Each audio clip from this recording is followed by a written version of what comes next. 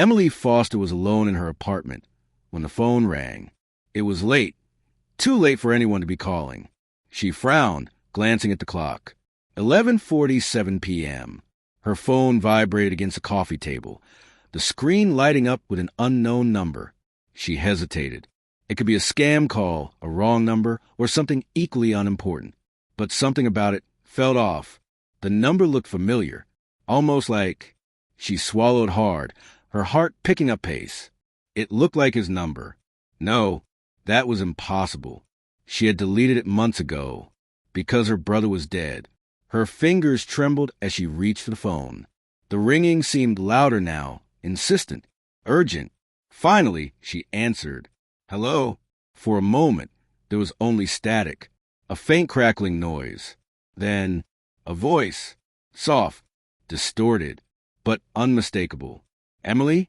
Her stomach dropped. She knew that voice. She knew it better than her own. Matt! Silence.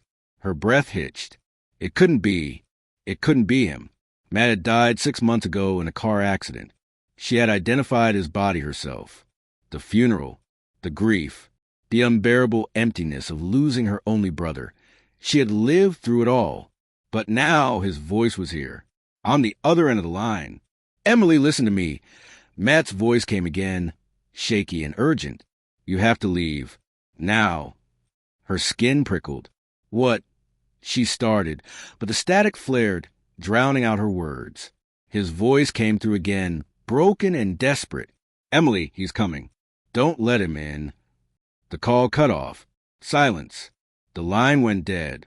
Emily stared at her phone, her pulse hammering in her ears. What the hell had just happened? She tried to call the number back. Disconnected. A cold shiver ran down her spine. Had she imagined it? Had the grief finally cracked something inside her? Her thoughts were racing, trying to make sense of what she had just heard. Then, a knock at the door. A single, deliberate knock. Emily froze. The air in her apartment suddenly felt too thick, too heavy. Slowly, she turned toward the door. Her phone slipped from her fingers, landing on the floor with a dull thud, because beyond the door, in the dimly lit hallway, she could see a shadow, a tall, unmoving figure, waiting. Emily's breathing came in shallow bursts, her chest rising and falling in rapid succession. She forced herself to think logically. Maybe it was a mistake, a hallucination. Maybe she was hearing things, a trick of exhaustion, grief, stress.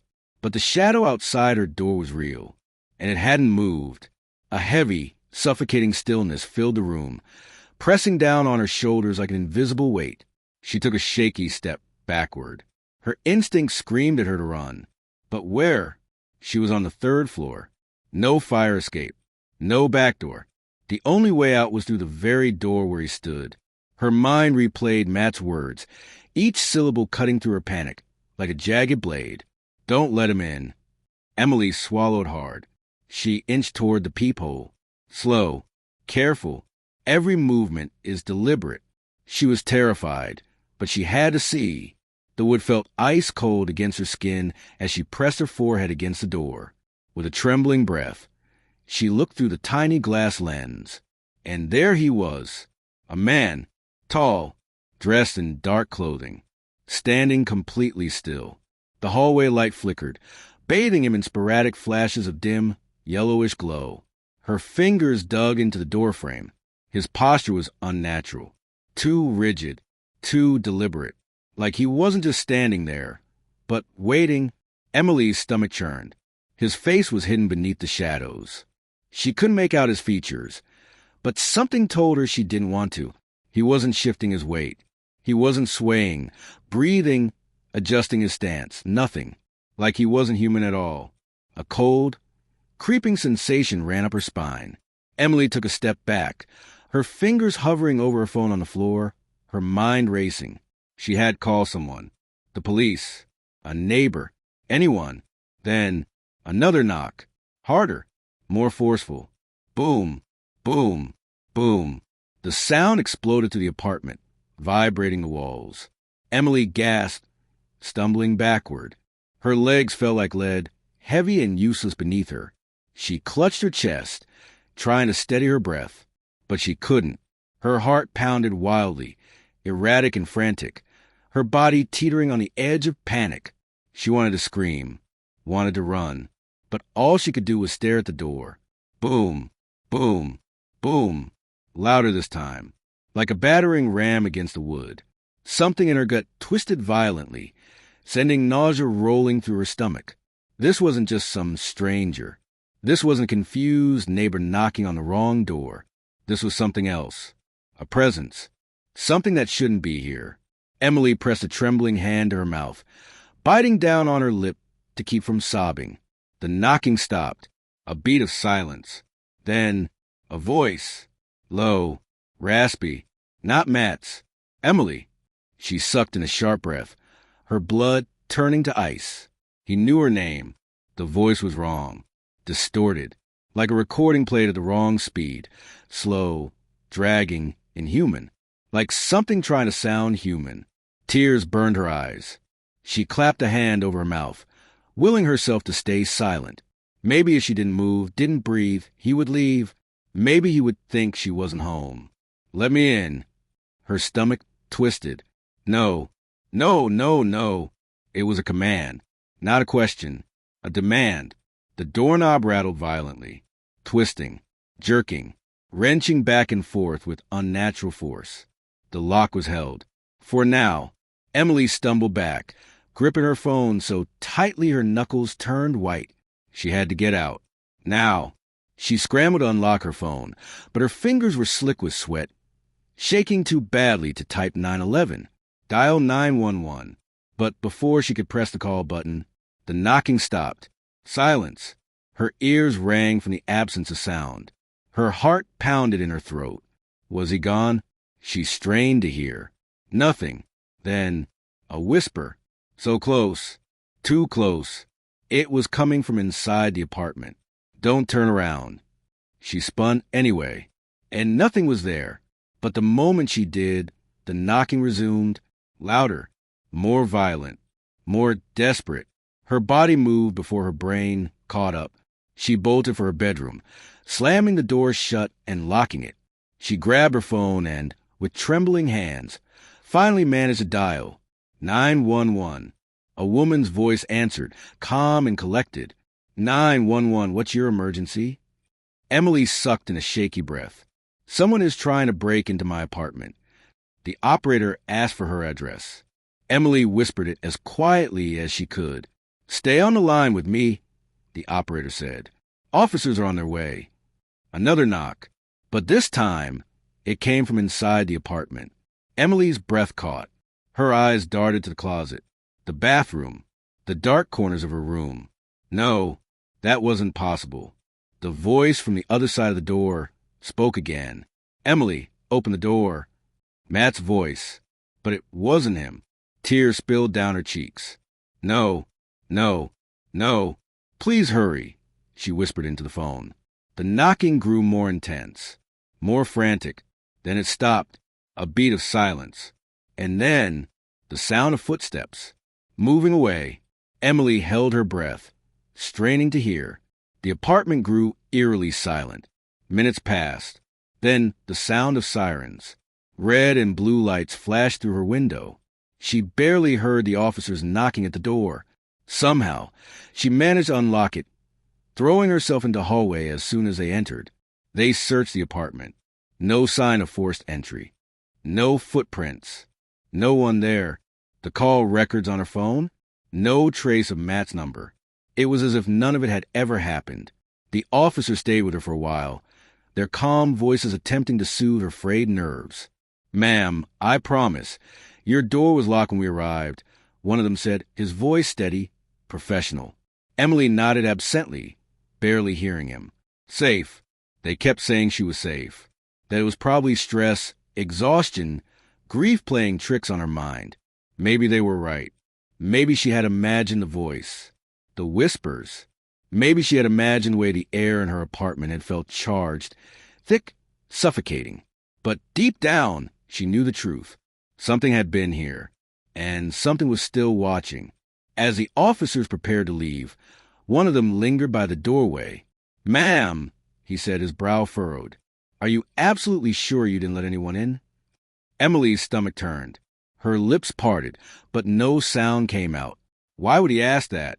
Something in his tone made her skin crawl. "Why?" she managed to whisper.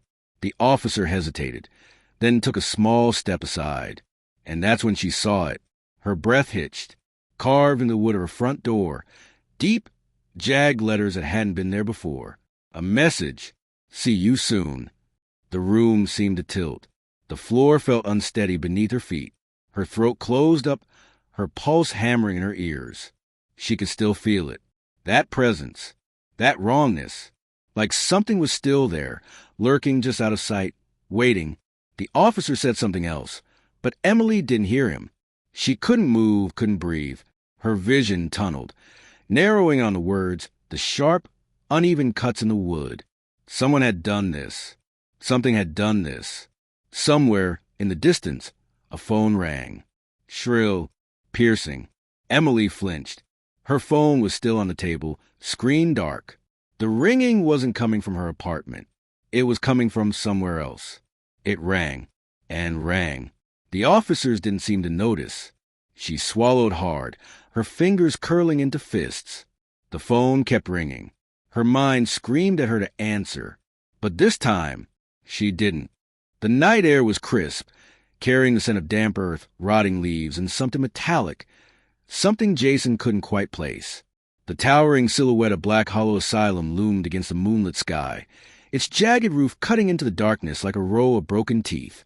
The structure had been abandoned for decades, yet it stood defiant against time, its presence heavy, almost suffocating.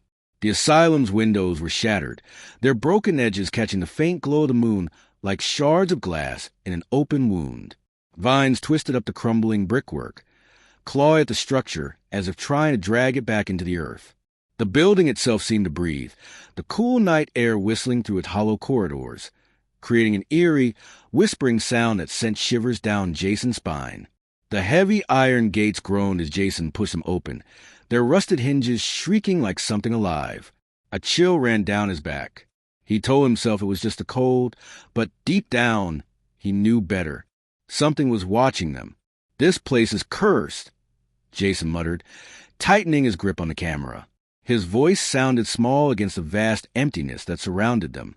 Emily rolled her eyes, adjusting the strap of her backpack. "Every haunted place is cursed. That's why we're here." Max, their sound technician, let out a nervous chuckle, though it lacked any real humor. His fingers fidgeted with the EVP recorder in his hands, knuckles white. "Yeah, but most haunted places don't have a documented history of 37 patient deaths, a missing doctor, and an entire wing that burned down mysteriously." Jason exhaled, his breath visible in the cold night air. "Look, we've been to a lot of places. This is no different. We go in, we set up, and we record. If we get something, great. If not, we move on." Silence. The others didn't answer, because they felt it too. This place wasn't just haunted. It was alive. Jason glanced at the main entrance, its massive double doors still intact despite years of neglect. Faded words were etched into the wood above them. Below the inscription, something else had been scratched into the wood. Something newer, something desperate. "Don't listen to them." A gust of wind rushed past, rustling the dead leaves at their feet. Jason felt a pressure in his chest, an invisible weight settling over him. His instincts screamed at him to turn back. Instead, he adjusted his camera strap and took the first step forward. The asylum stood silent, waiting.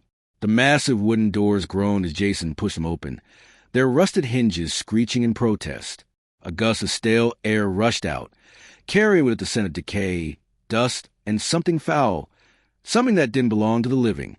The beam of their flashlights cut through the thick darkness, illuminating peeling wallpaper, rusted gurneys, and splintered furniture.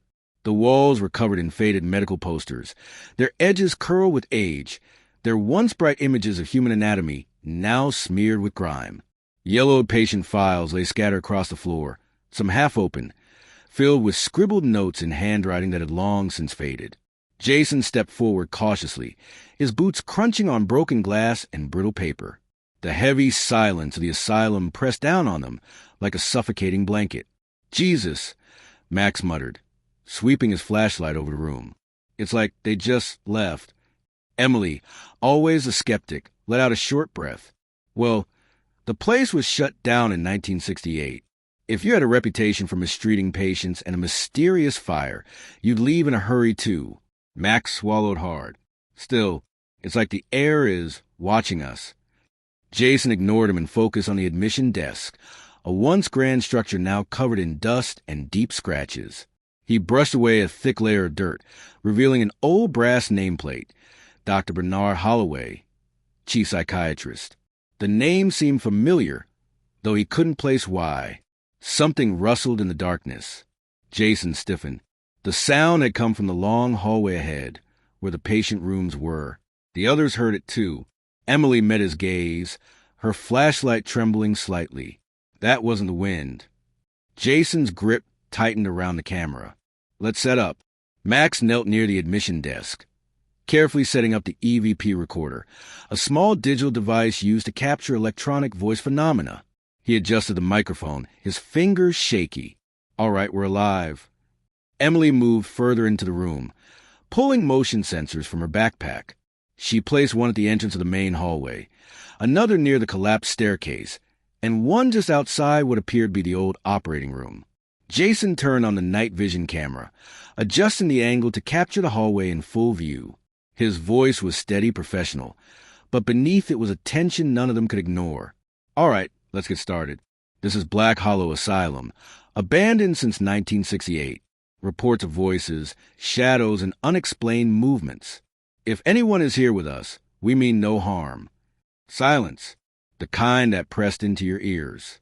Then, a faint shuffle. Jason's head snapped toward the hallway. Did you hear that? Emily nodded slowly, her brows furrowing. Yeah, but we're alone. Max's fingers flew over the thermal camera screen. No heat signatures. Jason exhaled, but his gut told him something wasn't right. The air was heavy now, thick with something invisible, something that felt like it was watching. And then, the EVP recorder crackled. A voice, faint, distant, a single word, drawn out in a whisper. Stay. The asylum had spoken. An hour passed. The team moved deeper inside, their nerves growing taut. Max played back the first EVP recording. The static crackled. Then, a whisper, a voice that hadn't been there before. Help me. Max's blood ran cold. He rewound the audio, amplifying the sound. The whisper was clearer now. Please help me. Emily shuddered. That's a voice. A real voice. Jason, ever the skeptic, crossed his arms. Could be radio interference. Max shook his head. No way. This is direct. Something is here. Emily turned to the darkness, stretching beyond their flashlights. Then let's find them. They walked deeper into the asylum. The air grew colder. Their breath fogged. The walls, once sterile white, were now stained with time or something else. Jason stopped in an old restraint room, where violent patients had been strapped to their beds. The leather straps still hung loose. The walls were covered in deep scratches. And then, bang, a door slammed down the hall. Max spun around. That wasn't the wind. They ran toward the noise, hearts pounding. The hallway was empty. Jason checked the camera. Nothing moved. Emily turned, her flashlight flickering. Guys! Her voice trembled. At the end of the hallway, a shadow moved. Not fast, not sudden, slow, deliberate, watching. And then, a sound that made their blood freeze. A scream. It wasn't human. It came from everywhere. Jason's flashlight died. Emily gasped as the air turned ice cold. Max dropped the recorder. The asylum was awake. Run, Jason shouted. Their footsteps pounded against the decayed floor, echoing through the empty halls. The darkness behind them felt alive, creeping closer with every frantic step. The hallways stretched endlessly, twisting, shifting.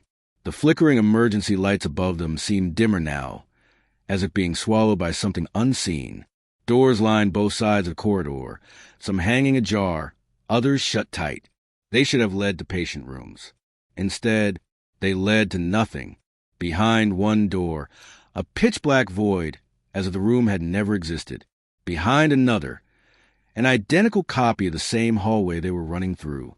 Behind a third, a reflection of themselves, but the figures inside didn't move.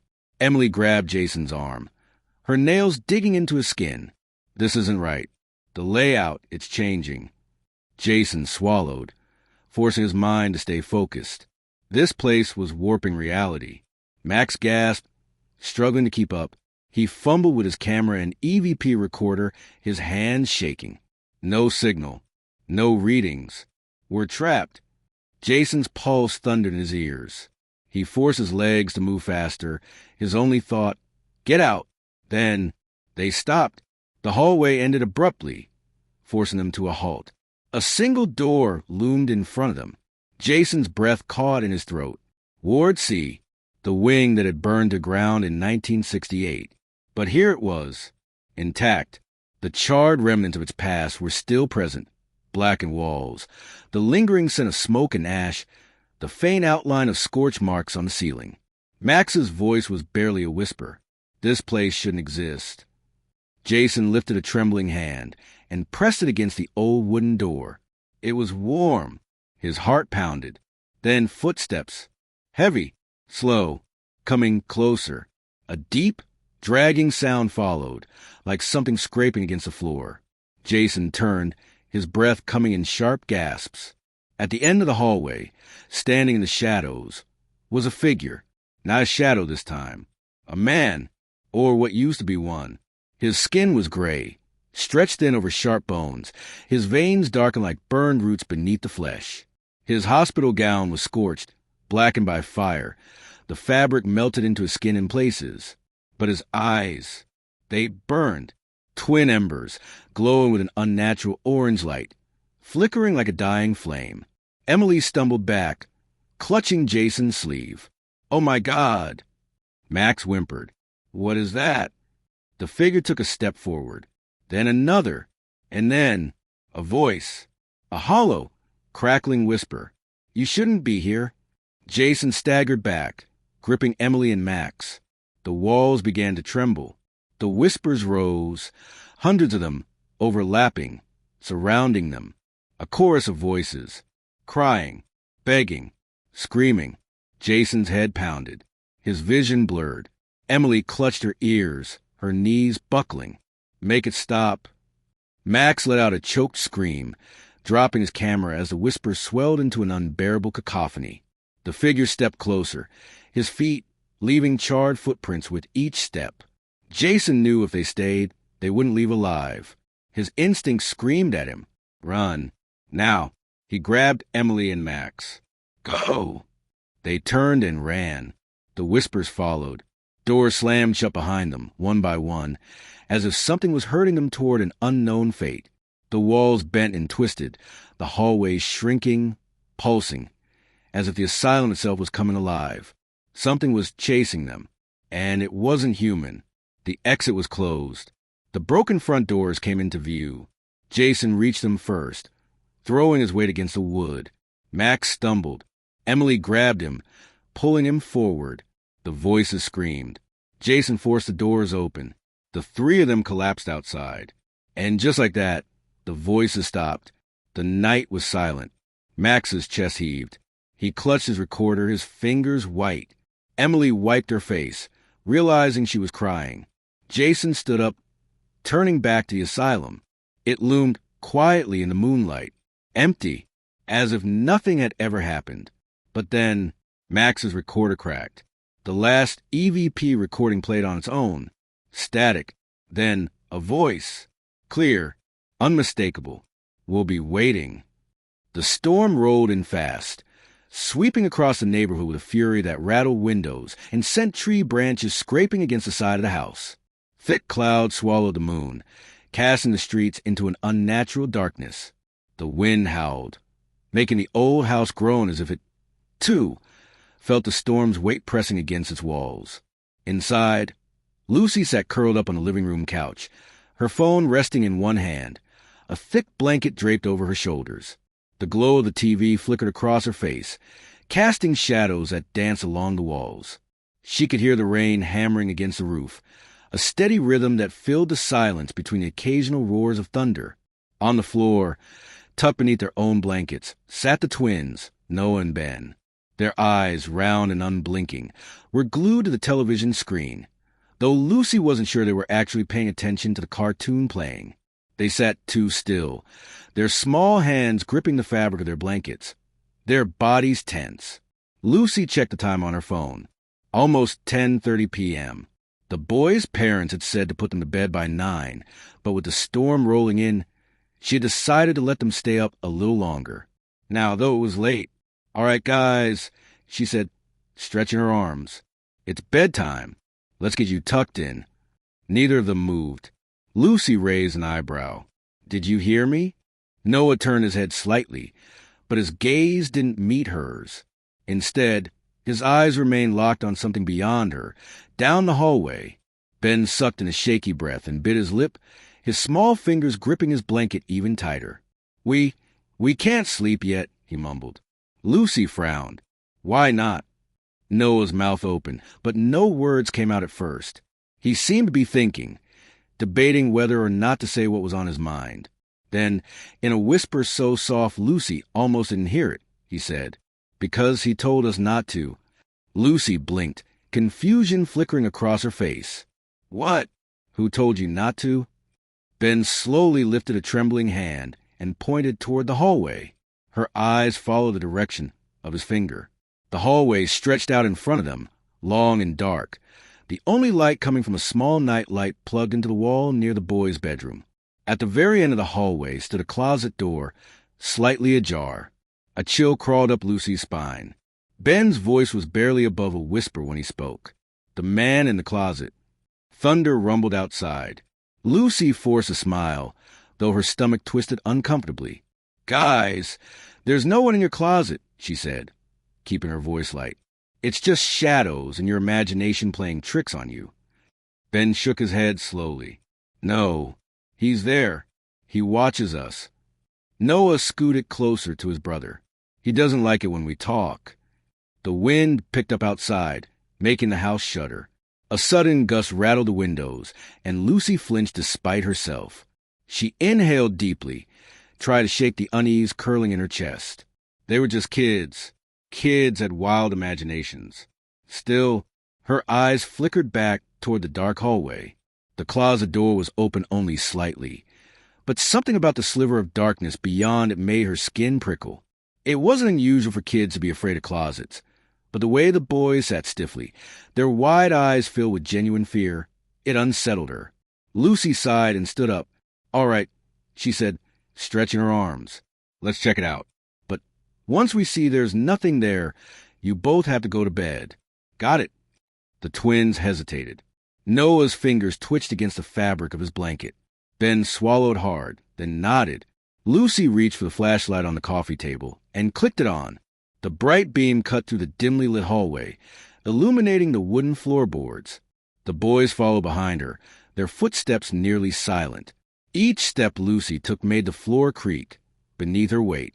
The sound echoed in the quiet house, making it feel as if something else was moving along with them. They reached the closet. Lucy hesitated, her fingers hovering over the doorknob. The metal felt cool, too cool, as if the air around it had dropped in temperature. She frowned. That was strange. The rest of the house was warm. She glanced down at the twins. Noah's breath was shallow, his hands clenched into small fists. Ben bit his lip, so hard it turned white. Lucy inhaled deeply and tightened her grip on the doorknob. "All right, here we go." She swung the door open. The flashlight's beam cut through the darkness inside the closet. Empty. The space was small, lined with shelves holding old board games and shoeboxes. A few jackets hung limply from hooks, their fabric swaying slightly from the motion of the door opening. A pile of folded blankets sat in the corner. Nothing unusual. Lucy turned back to the boys, raising an eyebrow. "See? No one's here." Ben's lower lip quivered.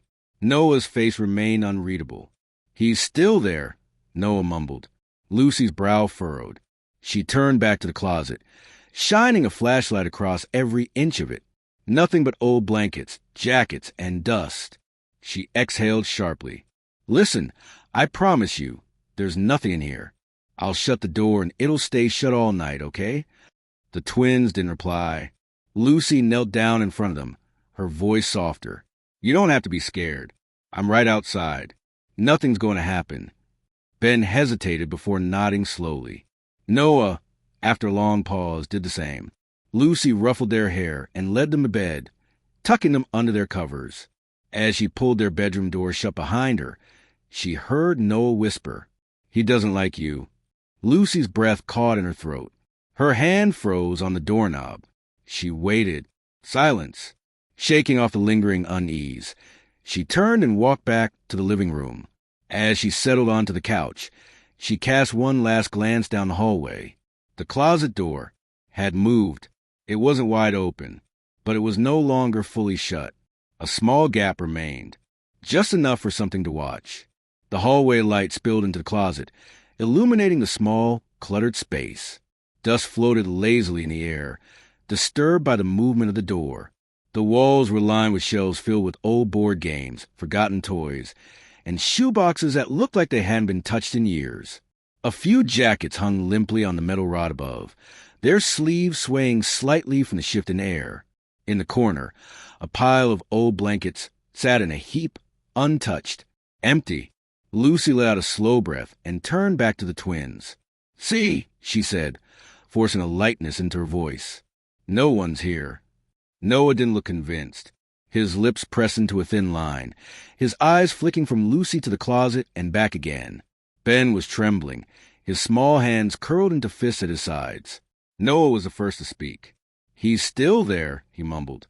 His voice was so quiet, Lucy almost missed it over the distant rumble of thunder outside. "You just can't see him." Lucy shivered. The air inside the closet felt different, heavier, thicker. The smell of dust and fabric softener should have been familiar, comforting even, but instead it seemed stale, stagnant, wrong. It was as if the space had been untouched for decades, yet she knew the boys' parents had organized it just a few weeks ago. She swallowed against the unease curling in her stomach. "There's no one there," she reassured, kneeling in front of them. "Listen, I promise you, no one is in the closet. The door will stay shut, and I'll be right outside, okay?" The twins didn't respond right away. Ben stole a nervous glance at Noah, who finally gave a slow, reluctant nod. Ben followed his brother's lead, though his hands remained clenched. Lucy sighed, ruffling their hair before guiding them to bed. She tucked them in, smoothing the blankets over their small frames, and kissed their foreheads. They still looked uneasy, but they didn't protest further. As she stood and stepped toward the door, her fingers wrapped around the knob to pull it shut. She heard it, a whisper, so soft, so faint, she almost convinced herself she had imagined it. "He doesn't like you." She froze, her breath caught in her throat, her fingers tightening around the doorknob. Noah was staring at her, his expression blank, his eyes too wide in the dim light. The room suddenly felt colder. A gust of wind howled outside, rattling the windows. Lucy forced a small laugh, though her voice felt weak in her own ears. "I'm sure he will get over it." She closed the door gently behind her, but as she walked back down the hall, a gnawing unease clung to her, sinking deep into her bones. Lucy sat back down on the couch, pulling her blanket tightly around her. The warmth did little to stop the creeping sensation along her skin. The storm outside had worsened, rain hammering against the roof like desperate fingers clawing to get in. Wind howled through the trees, their branches scraping against the house with an eerie, rhythmic sound. She unlocked her phone and checked her messages. Nothing. Not from the boys' parents. Not from her friends. A strange, suffocating silence settled over the house. The television was still on, but the volume had lowered, the screen flickering with the last remnants of an old cartoon. It wasn't enough to drown out the unsettling quiet pressing in around her. Then, a soft creak. Her head snapped up. The sound had come from the hallway.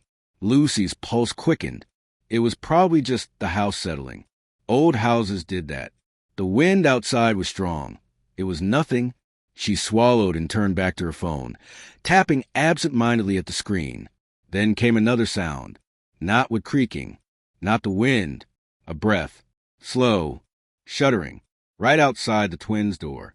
Lucy sat frozen, her entire body locked in place, her ears strained, her own breath caught in her throat. It had been faint, but she knew what she heard. Someone exhaling, low and heavy. The air in the living room suddenly felt thick, pressing against her chest. Her fingers dug into the fabric of her blanket. She turned her head, eyes locked on the dark hallway. Nothing moved. The night light near the boys' room glowed dimly, barely pushing back the shadows. The closet door, she reassured herself, was closed. Right? Lightning flashed outside, illuminating the house for a brief moment. The shadows on the walls stretched and shifted, bending unnaturally. And for a second, just a second, she thought she saw something. Tall, motionless, standing just beyond the hallway's edge. Lucy's heart pounded against her ribs. She forced herself to her feet, her legs moving before her mind could process the decision. Each step felt heavy, deliberate, as if the air around her was thickening, pushing back against her movements. Her fingers trembled as she reached for the hallway light switch. The bulb flickered. Then, darkness. The light went out. Lucy sucked in a sharp breath. The storm outside raged, lightning illuminating the house in brief flashes. For the second time, she saw something shift in the darkness. Something that hadn't been there before. Something too tall to be the twins. Her hands clenched into fists. "It's nothing," she whispered to herself. "Just shadows. Just a storm." Steeling herself, she took a cautious step forward. The floor was cold beneath her bare feet. She exhaled slowly, forcing her breath to steady. Then, a soft click echoed in the silence. Lucy's stomach dropped. Her gaze snapped to the end of the hall. The closet door. It was open, not just a crack. Wide open. The jackets inside swayed slightly, as if something had just moved past them. The air in the hallway felt colder than before. Heavy, pressing. The shadows inside the closet stretched unnaturally, curling at the edges like fingers reaching outward. Lucy's breath hitched in her throat. A whisper slithered through the dark.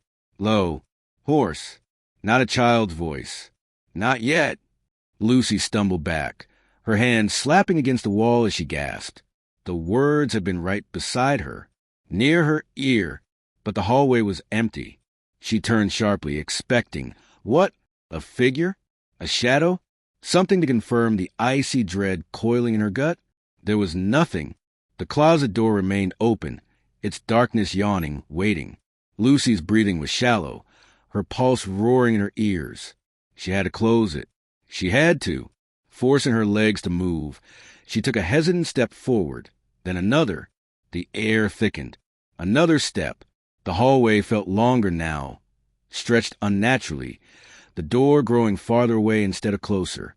She could hear something inside, something shifting, something breathing. Lucy reached for the door. Then, just before she could touch it, the door slammed shut on its own.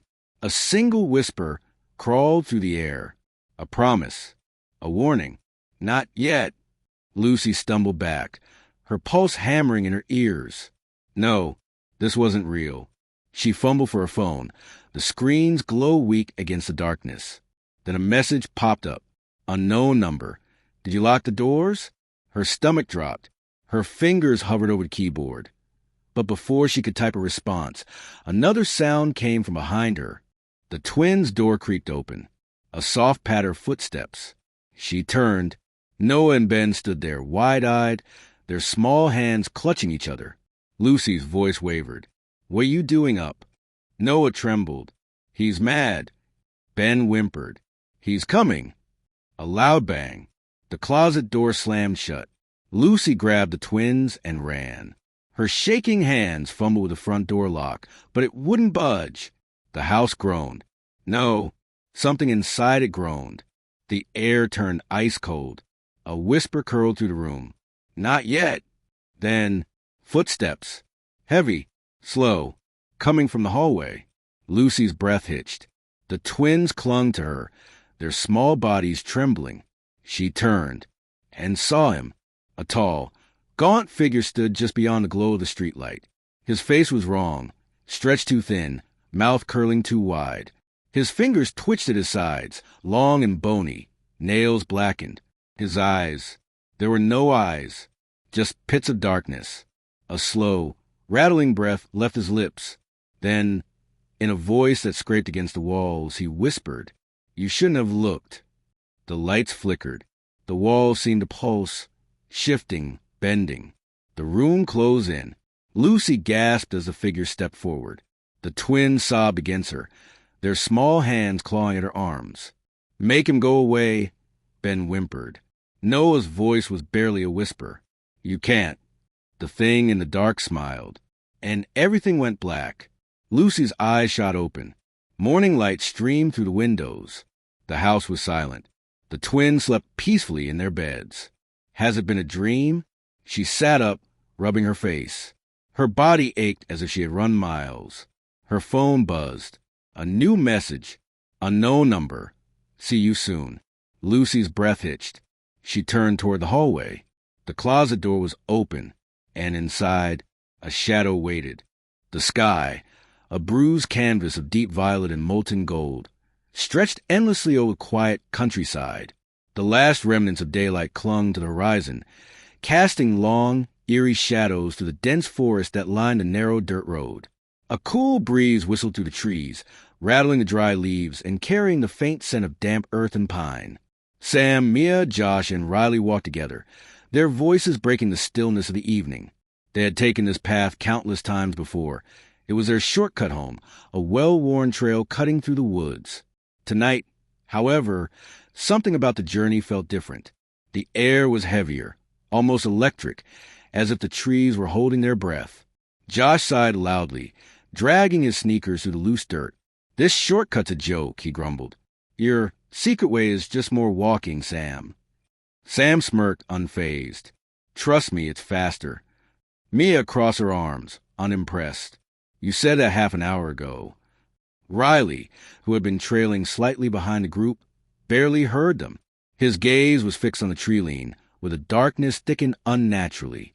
The trees swayed gently, yet the rustling leaves carried no real sound. An unsettling quiet had settled over the woods, as if something unseen lurked just beyond their sight. Then he saw it.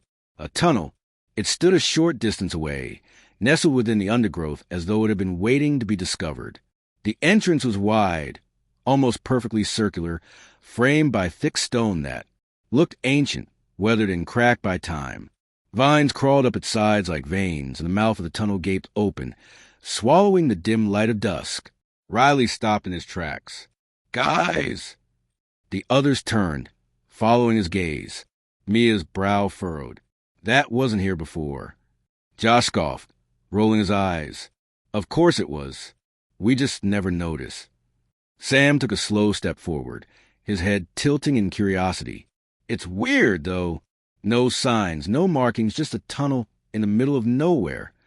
Riley's stomach twisted. "It feels wrong." Josh grinned, his usual bravado kicking in. Only one way to find out. Stepping inside was like entering another world. The first thing Riley noticed was the air, thick, stagnant, clinging to skin like a damp shroud. It smelled of old earth and something faintly metallic, a scent that sent an uneasy shiver down his spine.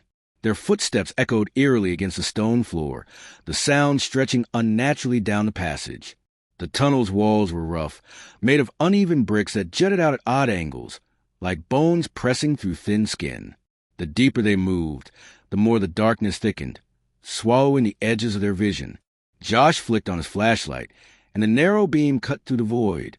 The tunnel extended far beyond what should have been possible, an impossibly long corridor stretching endlessly ahead.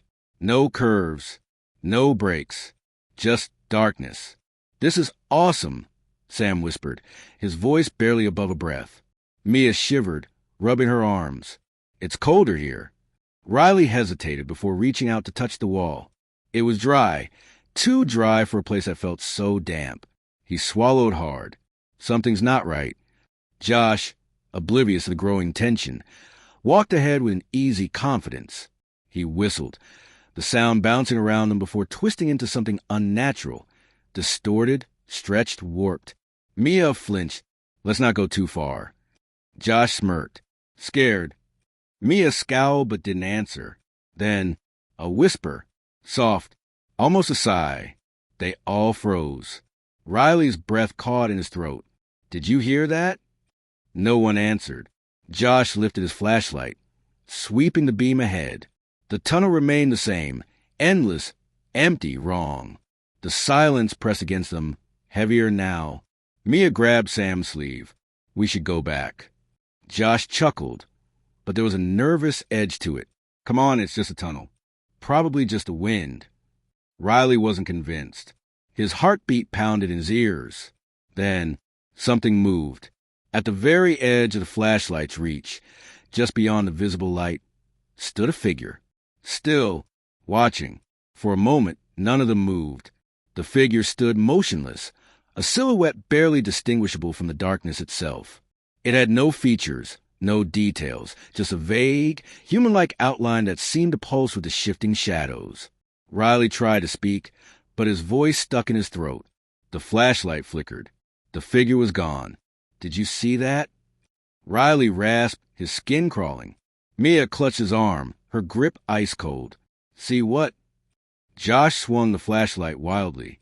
Dude, there's nothing there. But Riley knew what he had seen. A gust of air brushed past him, carrying a stronger wave of that strange metallic scent. The tunnel suddenly felt too small, as if the walls were pressing inward. Mia took a shaky step back. We're leaving? Sam nodded. Yeah, let's go. Josh sighed but didn't argue. Fine, whatever. They turned and stopped. The exit was gone. The tunnel stretched behind them, just as endlessly as it had ahead. Mia's breathing turned shallow. No, we didn't walk that far. Josh tightened his jaw. We must have taken a turn. Riley shook his head. There weren't any turns. Silence. Then a whisper. Close. Too close. Mia spun around, eyes wide. Who said that? Nobody answered. Josh's knuckles whitened around the flashlight. We keep moving. One direction. They walked faster, their footsteps an unnatural echo in the too quiet space. Riley's skin prickled with every step. The air thickened, pressing against him like unseen hands. Then Josh stopped. What is it? Mia whispered. Josh lifted his flashlight. Another tunnel had appeared, branching off to the right. Riley's stomach twisted. That wasn't there before. Mia grabbed his sleeve. I don't like this. Neither did he. Josh, however, grinned. We gotta check it out. Riley grabbed his arm. No, we don't. Josh yanked free. Come on, what's the worst that could happen? The tunnel waited. Black, silent, and breathing. Something in the darkness shifted. Mia took a step back. We go back. Now. Josh turned toward her, rolling his eyes. Then the light flickered, and the walls moved. Not a trick of the eyes. Not an illusion. The bricks rippled like water. The tunnel exhaled. Then the lights went out. Mia screamed. Riley grabbed blindly, but there was nothing. Only space where his friends had been. A rush of cold air swept through him, stealing the breath from his lungs. The darkness was alive, curling around him like fingers. A whisper in his ear. Low, amused. Run. He did. Or at least, he thought he did. Because when the light returned, Josh was gone. The second tunnel was narrower, colder. Their footsteps barely echoed now, swallowed by the thick silence pressing on all sides. The walls were damp, and the air had a strange metallic scent, like rust or blood. Mia's hand trembled in Riley's. Josh slowed down. Josh didn't. He was ahead now, his flashlight bouncing off the slick stone walls. His steps were eager, careless. The deeper they went, the heavier the air became, pressing down on their chests like an unseen weight. Then, a sound, faint, a slow, dragging noise, like something heavy being pulled across the ground. Josh stopped. The flashlight flickered again. Then I went out. Darkness swallowed them whole. Mia gasped. Riley fumbled for his phone, his fingers shaking. Josh. Silence. Then a single sound. A footstep. Not theirs. Sam cursed under his breath. Turn the light back on. Josh's voice came, shaky now. I'm trying. His breaths were shallow, uneven. Then, a breath, right behind them. Soft, slow. Mia screamed. Light flared back on. Josh was alone. Sam's voice cracked. Where's Riley? The tunnel was empty. No Riley. No footsteps. Just silence. Mia's breathing came fast, ragged. He was right here. Her voice was barely above a whisper, but echoed down the passage, stretching unnaturally into the darkness. Josh swallowed hard. Maybe he ran back? Mia shook her head violently. Riley wouldn't just. Then something new. A door. Old. Wooden. Standing in the wall where there had been nothing before. The wood was cracked and warped with age, its surface covered in deep scratches, as if something had tried to claw its way in. Or out. Josh raised his flashlight. Scratched into the surface, barely visible, were words. Do not open. Mia's voice trembled. We have to. Josh hesitated, his fingers tightening around the flashlight. Sam shook his head. This is a bad idea. But Mia was already stepping forward. Slowly, she reached for the handle. The brass knob was ice cold under her fingers. She turned it. The door creaked open. Beyond it, darkness. Deep, endless. A black void that seemed to pull at them, swallowing the dim glow of their flashlight. And then, a figure. Tall, still, watching. Riley. Except, his eyes were wrong. Wide, unblinking, too dark.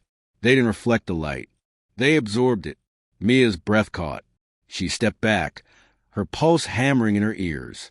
That's not him. Riley smiled, not with his lips, with his teeth. Too many teeth. The door slammed shut. Riley was gone. Mia choked on a sob. Josh stumbled back, dragging Sam with him. The tunnel trembled. The air vibrated, an unnatural hum filling the space. Then, everything went black. Sunlight. Warm. Soft. Mia gasped, her eyes flying open. She was lying on her back, staring up at the sky. The trees swayed overhead, their leaves rustling in the breeze. The dirt road stretched behind them, untouched. Josh groaned, rubbing his head. What the hell just happened? His voice was thick with confusion. Sam sat beside him, eyes wild. Where's Riley? They turned. The tunnel was gone. No entrance. No stone archway. Just trees and silence. Mia's hand shook. No. No, no, no. She scrambled to her feet, spinning in circles, searching, calling his name. Nothing. Josh paled. He was right there. He. Sam grabbed his arm, his voice urgent. We need to go. Mia's breath came in shudders. We can't just leave. Josh's voice was hollow. We already did. The wind shifted. A whisper. Soft. Familiar. Riley's voice. I never left. The old estate sale had an eerie feel, as the air itself carried whispers of the past. Dust swirled, lazily in the dim afternoon light, settling over forgotten furniture, yellow books, and rusted trinkets. The scent of age lingered, old wood, faded paper, and something deeper, something like damp earth after storm. People moved to the cluttered rooms in hushed voices, their fingers brushing over the remnants of a life once lived. A cracked porcelain doll lay abandoned on a wooden chair, its glassy eyes staring at nothing. A grandfather clock, its hands frozen in an unknown hour, stood against the far wall, its silence unsettling. Suri wasn't looking for anything in particular. She had just moved into a new apartment, and it felt empty. The space was modern, all clean lines and blank walls, but it lacked something with character, with a past. She had come here hoping to find a piece that would make the apartment feel more like home. As she wandered through the sale, her gaze skimming over faded paintings and tarnished, Silverware, something caught her eye. A mirror. It stood alone against the back wall, partially hidden behind an old wooden wardrobe, as if someone had tried to push it out of sight. Suri stepped closer. The mirror was tall, nearly as tall as she was, with a thick wooden frame covered in strange, twisting carvings. The patterns looked like vines, curling and wrapping around the edges. But as she examined them, they seemed almost alive, shifting ever so slightly in the dim light. The glass itself was oddly perfect. Not a single scratch, no dust, no smudges. It looked as though someone had just polished it, yet the air around it smelled old, like damp wood and faded perfume. Suri reached out and ran her fingers along the carved wood. Ice cold, a shiver ran up her arm. She pulled her hand back, flexing her fingers. It was just a mirror. An old one, yes, but nothing more than that. "How much for this?" she asked, turning to the old woman sitting behind the cash table. The woman, who had been counting change, looked up, her face, lined with deep wrinkles, tense the moment her gaze fell upon the mirror. Her fingers tightened around the bills in her hand, as if the sight of it had unsettled her. "That mirror," she hesitated, her voice barely above a whisper. Suri waited. "50," the woman finally said. Suri blinked. 50? That's it. Something this beautiful had to be worth more. Even in its old-fashioned design, it had a timeless elegance. The craftsmanship alone should have made it expensive. The woman nodded, her expression unreadable. "Take it," she said quickly. Something in her voice made Suri pause.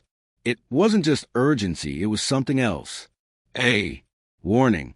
A prickle of unease crawled up Suri's spine, but she shook it off. The woman was probably just eager to get rid of old junk. She handed over the cash, lifted the mirror carefully, and carried it to her car. The frame was heavy, much heavier than it looked, but she managed to maneuver it into the back seat. As she reached the driver's seat, a strange sensation washed over her, like someone was watching. Her skin prickled. She glanced around. The parking lot was mostly empty. A few cars, an old lamppost flickering in, the afternoon light, a single bird pecking at the pavement. But then, in the mirror's reflection, behind her, a shadow moved, a flicker, quick and unnatural. She spun around. Nothing was there. Her chest felt tight. Probably just her imagination. She had read too many horror stories, watched too many late-night movies. With a deep breath, she climbed into the car and started the engine. She didn't notice the old woman still watching her from the porch, her lips pressed into a thin line, her fingers curling into the fabric of her skirt. And she didn't hear the whisper that slipped past the woman's lips. Poor girl.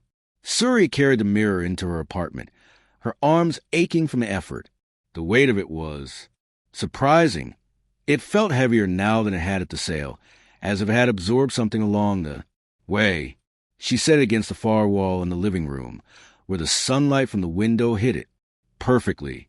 The glass caught the light in an almost unnatural way, as if it were drinking it in rather than reflecting it. She stepped back, tilting her head. It looked perfect, too perfect. She ran her fingers over the carvings again, tracing the delicate lines of the twisting patterns. The wood was still ice cold. Shaking off the unease, she turned away and grabbed her phone. She snapped a quick picture, thinking it would look great on social media. Estate sale find. My new favorite thing. But when she checked the photo, a strange feeling crept up her spine. The mirror looked normal, but the reflection of the room inside it seemed darker. The light in. The picture didn't match what she saw in real life. She frowned. Maybe just a trick of the camera. Shrugging it off, she put her phone away and went to make dinner. That night, the apartment was quiet. Too quiet. She lay in bed, tossing and turning, unable to sleep. The silence pressed against her ears, heavy and unnatural. Usually, she could hear distant city sounds, cars passing, people talking, the occasional siren, but tonight there was nothing, as if the whole world had gone still. At midnight, she finally gave up and got out of bed. Maybe some water would help. She padded barefoot through the apartment, the wooden floor cool against her skin. As she passed the living room, her gaze flickered to the mirror. Something made her stop. She turned, staring at it in the darkness. The reflection showed the living room. Her couch, her coffee table, the window with the curtains, drawn shut. Then a flicker, a movement, like something shifting deep within the glass. Her breath caught. She leaned in closer, her heart hammering against her ribs. Nothing, just her own reflection, staring back at her. Suri let out a nervous laugh, shaking her head. Losing it, she muttered to herself. She turned away, but as she took a step, a cold wave of fear rushed through her. Her skin prickled. Her mouth went dry. She didn't want to look back, didn't want to check, but some deep, horrible instinct made her. Slowly, she turned her head. Her reflection hadn't moved. It was still standing there, staring. Suri's stomach dropped. For a long, breathless moment, neither of them moved. Then, her reflection smiled. A slow, unnatural smile that stretched too wide. A chill crawled down Suri's spine. She stepped back. The reflection didn't. And then it raised its hand and knocked against the glass. A dull, hollow knock echoed through the room. Suri stumbled backward, her breath coming in short gasps. No, no, no! The reflection took a step closer, but Suri hadn't moved. She turned and ran, her heart slamming against her ribs. Behind her, the mirror stood silent, and in its glass, the reflection of Suri kept watching, smiling. Over the next few days, the feeling of being watched only grew stronger. Sometimes, while reading or watching TV, she would catch movement in the corner of her eye, a flicker in the mirror, a shift, but whenever she looked directly at it, the reflection was still. Then came the whispers, soft, faint, almost like the wind, but there was no wind inside her apartment. One night, she woke up gasping, her heart racing. She had dreamed of standing in front of the mirror, unable to move, as something inside knocked against the glass from the other side. She shook off the dream, rubbing her arms against the cold that seemed to settle into her bones. She needed to get rid of the mirror. Tomorrow, the next night, everything changed. She was brushing her teeth when she heard it, a soft creak, like someone stepping on the wooden floor. Her breath hitched. Slowly, she turned off the tap and listened. Silence. She stepped out of the bathroom, moving toward the living room. The mirror stood there, silent, reflecting the darkened apartment.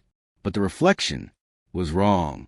The furniture was there, the walls, the windows, everything was in place.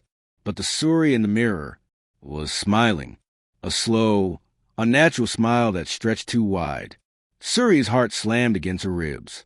Her reflection raised a hand and knocked against the glass. A dull, hollow knock echoed through the room. Suri stumbled back, her breath coming in short gasps. No, no, no! The reflection stepped closer, but Suri hadn't moved. It placed its hand against the glass and started pushing. The surface of the mirror rippled like water. The reflection's fingers pressed through. Suri turned and ran. She didn't stop running until she was outside, breathless, heart pounding. The night air was freezing, but she barely felt it. She pulled out her phone and dialed her best friend, Aisha. Aisha, I need you to come over, she said, her voice shaking. What's wrong? The mirror, she whispered. Something's wrong with it. Silence. Then Aisha sighed. Suri, it's just a mirror. Please, Suri begged. Aisha groaned. Fine, I'll be there in 10.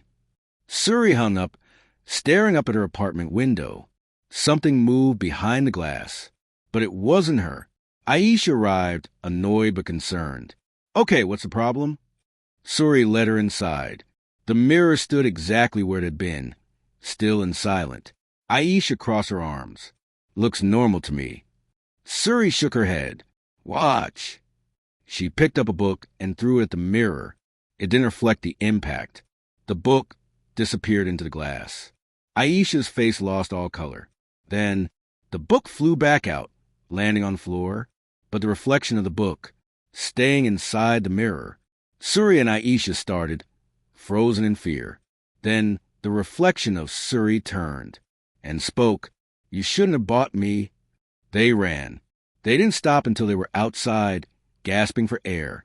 "We have to destroy it," Aisha said. Suri nodded. "Fire?" Aisha shook her head. "No, mirrors don't burn." Suri thought for a moment. "A hammer." They grabbed a hammer from the toolbox and marched back inside. The reflection was waiting. It grinned, stepping closer. Suri raised the hammer. The reflection whispered, "You break me, you take my place." Suri hesitated. Aisha grabbed the hammer. "Screw this." She swung. The mirror shattered. For a moment, silence. Then, a blood-curdling scream echoed through the room. A gust of wind blew past them. The lights flickered, and the mirror was gone. Only an empty wall remained. Aisha and Suri stared at each other, their hearts still racing. "Is it over?" Aisha whispered. Suri didn't answer, because in the corner of the room, the glass shards on the floor still reflected the mirror, and in them, a pair of dark eyes watched, smiling. Ava never believed in bad luck, curses, or ghost stories. She lived in the real world, where everything had a logical explanation. Superstition was for people who needed something to blame when life didn't go their way. But today, something felt off. She sat in her usual coffee shop, nestled in the corner by the window, where she could watch the busy street outside. The scent of freshly ground coffee beans and warm pastries filled the air, mixing with the quiet hum of conversations and the occasional clink of spoons against ceramic mugs. Her laptop sat open in front of her, emails waiting to be finished, but she had barely typed a sentence in the last 15 minutes. Someone was distracting her. Across the street, a man stood perfectly still. He wasn't checking his phone, wasn't smoking a cigarette, wasn't even looking around as if waiting for someone. He was just standing, watching. Ava's stomach tightened. He was dressed in a long, dark coat, his hands buried deep in his pockets. A street lamp cast a faint glow over the sidewalk, but his face remained shadowed, obscured just enough that she couldn't make out his features. Still, she could feel his gaze, locked onto her. A shiver crawled up her spine. She tore her eyes away, shaking off the unease. It was a city people lingered all the time. Maybe he was waiting for a friend, or maybe he was just lost in thought. She was being paranoid, but the longer she sat there, the more uneasy she became. Minutes passed. She forced herself to focus on her laptop, tapping her fingers against the keyboard, but the words blurred together. The pull to glance out the window gnawed at her, an itch she couldn't ignore. Slowly, she looked up. Her breath caught. He was still there, standing in the exact same position. Ava swallowed hard. Okay, that was weird. Her fingers tightened around her coffee cup. He hadn't moved an inch in over 20 minutes. That wasn't normal, was it? Her hands felt clammy as she reached for her phone. Maybe she was overreacting. Maybe she just needed a second opinion. She lifted the camera, making sure to keep it subtle, and snapped a picture through the window. She sent it to Emma with a quick message. "Tell me I'm not crazy. This guy has been standing outside for 20 minutes, just staring." The reply came almost instantly. "What guy?" Ava frowned. She quickly typed back. "The one in the coat, right across the street." 3 dots appeared, then vanished. Then, "Ava, there's no one there." Her breath hitched. Her fingers trembled as she looked at the picture she had just taken. The sidewalk, the street lamp, the passing cars. No man. Heart pounding. She snapped her gaze up to the window again. The man was gone. Ava's stomach twisted into knots. She glanced around the cafe, searching for someone who might have noticed him. Someone who could confirm that she hadn't imagined it. But everyone was just carrying on as normal, oblivious. Her pulse pounded in her ears. She took a deep breath, forcing herself to calm down. Maybe Emma had just looked too quickly. Maybe the man had walked away right before she checked. Or maybe she was seeing something that wasn't there. The rest of the day felt like a blur. Ava tried to push the whole thing out of her mind, convincing herself that it was just her imagination playing tricks on her. But deep down, a sick feeling lingered. At lunchtime, she met Emma at their usual cafe, a cozy little place with wooden tables and mismatched chairs filled with a warm scent of vanilla and cinnamon. They grabbed a spot by the window, sunlight casting long shadows across the sidewalk outside. Emma was already sipping on an iced latte, stirring the straw absent-mindedly. She looked up as Ava sat down. "Okay, tell me what's going on. You've been weird all morning." Ava hesitated, drumming her fingers against the table. "I swear I saw someone outside the coffee shop earlier. He was just standing there, staring. I took a picture and sent it to you, but you said there was no one there." Emma tilted her head, eyebrows knitting together. "Yeah, because there wasn't." Ava exhaled, shifting in her seat. "But I saw him, Emma. I know I did. And then when I checked, again he was gone."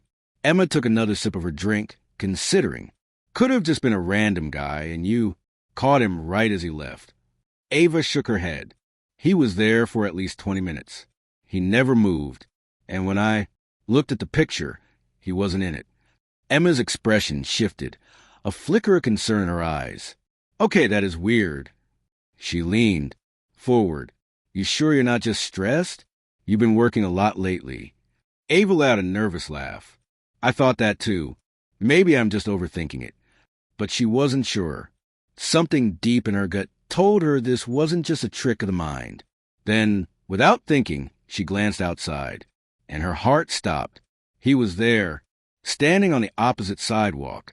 Same coat, same posture. Still, watching. Ava's breath came short and fast. She reached across the table, gripping Emma's wrist. "Look, do you see him now?" Emma followed her gaze, her brow furrowing. "See who?" Ava's stomach dropped. She turned back to the window. The man was right there. How could Emma not see him? Her throat went dry. "You seriously don't see anyone standing by that streetlight?" Emma's face twisted in confusion. She looked again, even leaned forward slightly. Then she shook her head. "Ava, there's no one there." Ava's hands felt cold, her fingers numb. This was wrong. This was so wrong. She turned back to Emma. Then, slowly back to the window. The man was gone. A wave of dizziness washed over her. She pressed a hand to her forehead. Maybe I really am just tired." Emma smiled gently, though the concern hadn't left her eyes. "See? Nothing to worry about." Ava forced a nod, even as every nerve in her body screamed that something was very, very wrong. By the time the sun began to set, the fear had only gotten worse. And somewhere deep inside her, she knew this wasn't over. Ava walked home with quick, deliberate steps, her pulse hammering in her ears.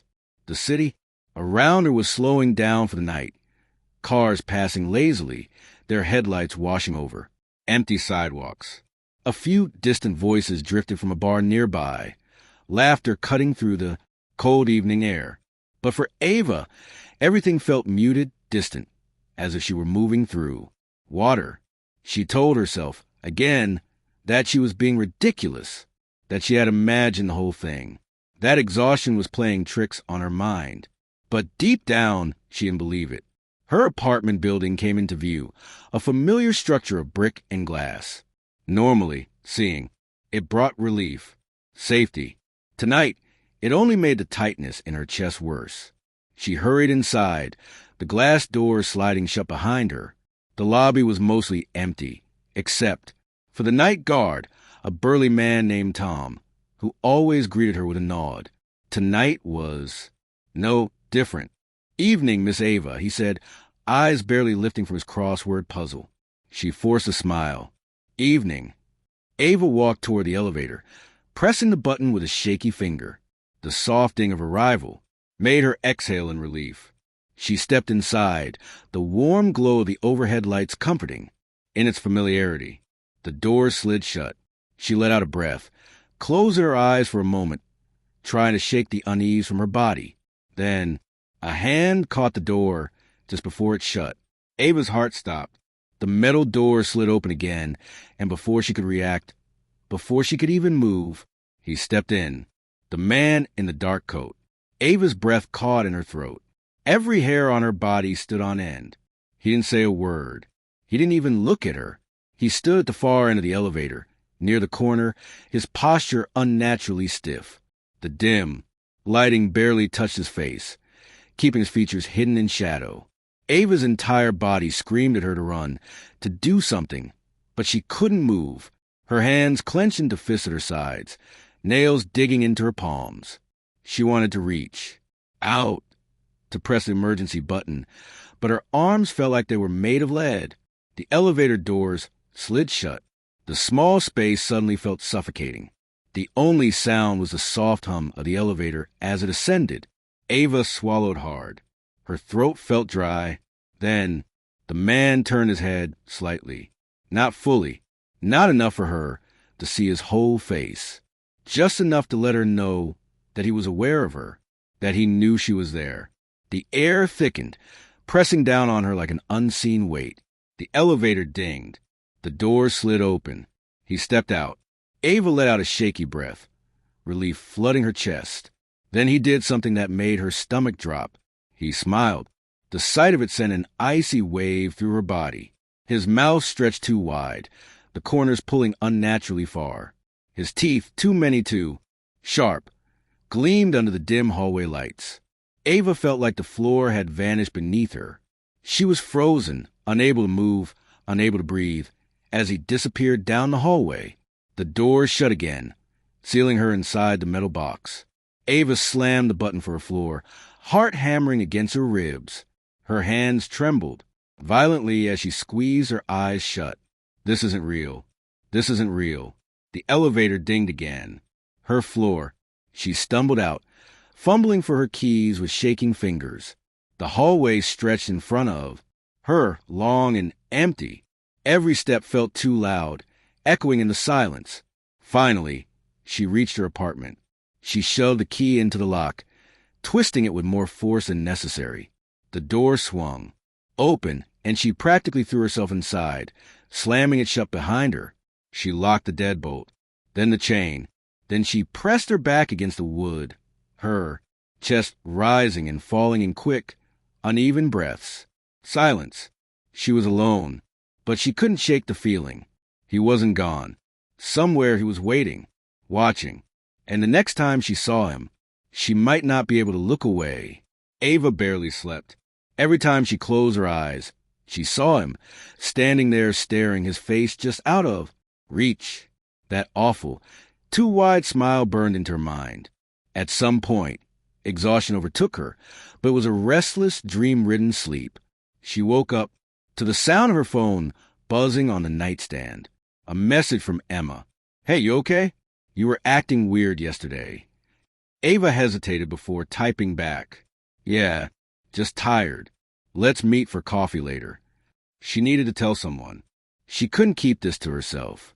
By the time she arrived at the cafe, the sun was high in the sky, casting sharp shadows along the sidewalk. The sight of normal people, walking their dogs, chatting on their phones, sipping lattes, almost made her feel ridiculous for how terrified she'd been. Almost. Emma was already at a table, sipping her drink. She looked up and frowned. "Wow, you look like you've seen a ghost." Ava forced a laugh. "That's not far from the truth." Emma set her cup down. "Okay, Spill." Ava hesitated, then leaned in, lowering her voice. "The man I told you about. I saw him again. Last night." Emma's expression shifted. "You mean the one you thought you saw?" "No," Ava said, voice tight. "I saw him. In the elevator. He got in with me." Emma's eyes widened. "What? Did he say anything?" Ava shook her head. "No. But he turned to me and he smiled. Emma, it wasn't a normal smile. It was..." She shivered, rubbing her arms. "Wrong. His mouth was too wide. His teeth..." She stopped, swallowing hard. Emma's concern deepened. "Ava, Are you sure this isn't just your mind playing tricks on you? Maybe you're stressed or sleep deprived. I know what I saw. Ava snapped a little too harshly. Emma held up her hands. Okay, what do you want to do? Ava exhaled, rubbing her temples. I don't know, but I have a feeling this isn't over. Emma reached across the table, squeezing her hand. We'll figure out.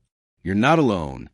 Ava nodded, though she wasn't sure she believed it, because as she looked out the cafe window, there he was, standing across the street, watching.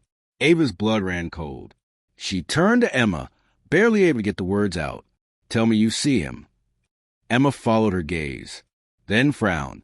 Ava, there's no one there. Ava felt the world tilt beneath her. She turned back. The man was gone.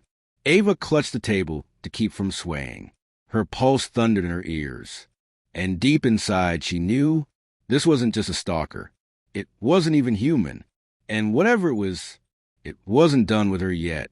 Noah was 6 years old when he first saw the shadow under his bed.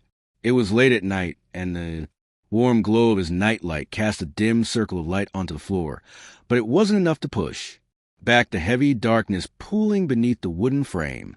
He lay on his back, staring at the ceiling, his small hands clutching the blanket to his chin, as if the fabric alone could protect him from the creeping unease building in his chest.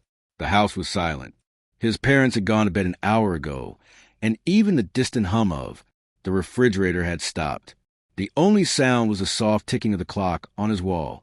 But Noah could hear something else, a faint whispering, barely more than a breath, coming from under his bed. At first, he thought it was the wind.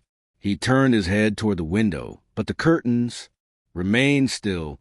There was no draft, no rustling of leaves outside. The windows were shut tight, sealed against the cold autumn night. He held his breath, straining his ears.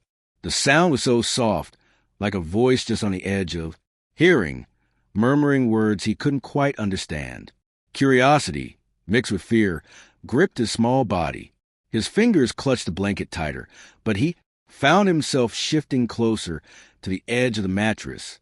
Slowly, hesitantly, he leaned over and peered into the darkness below. A pair of eyes stared back at him.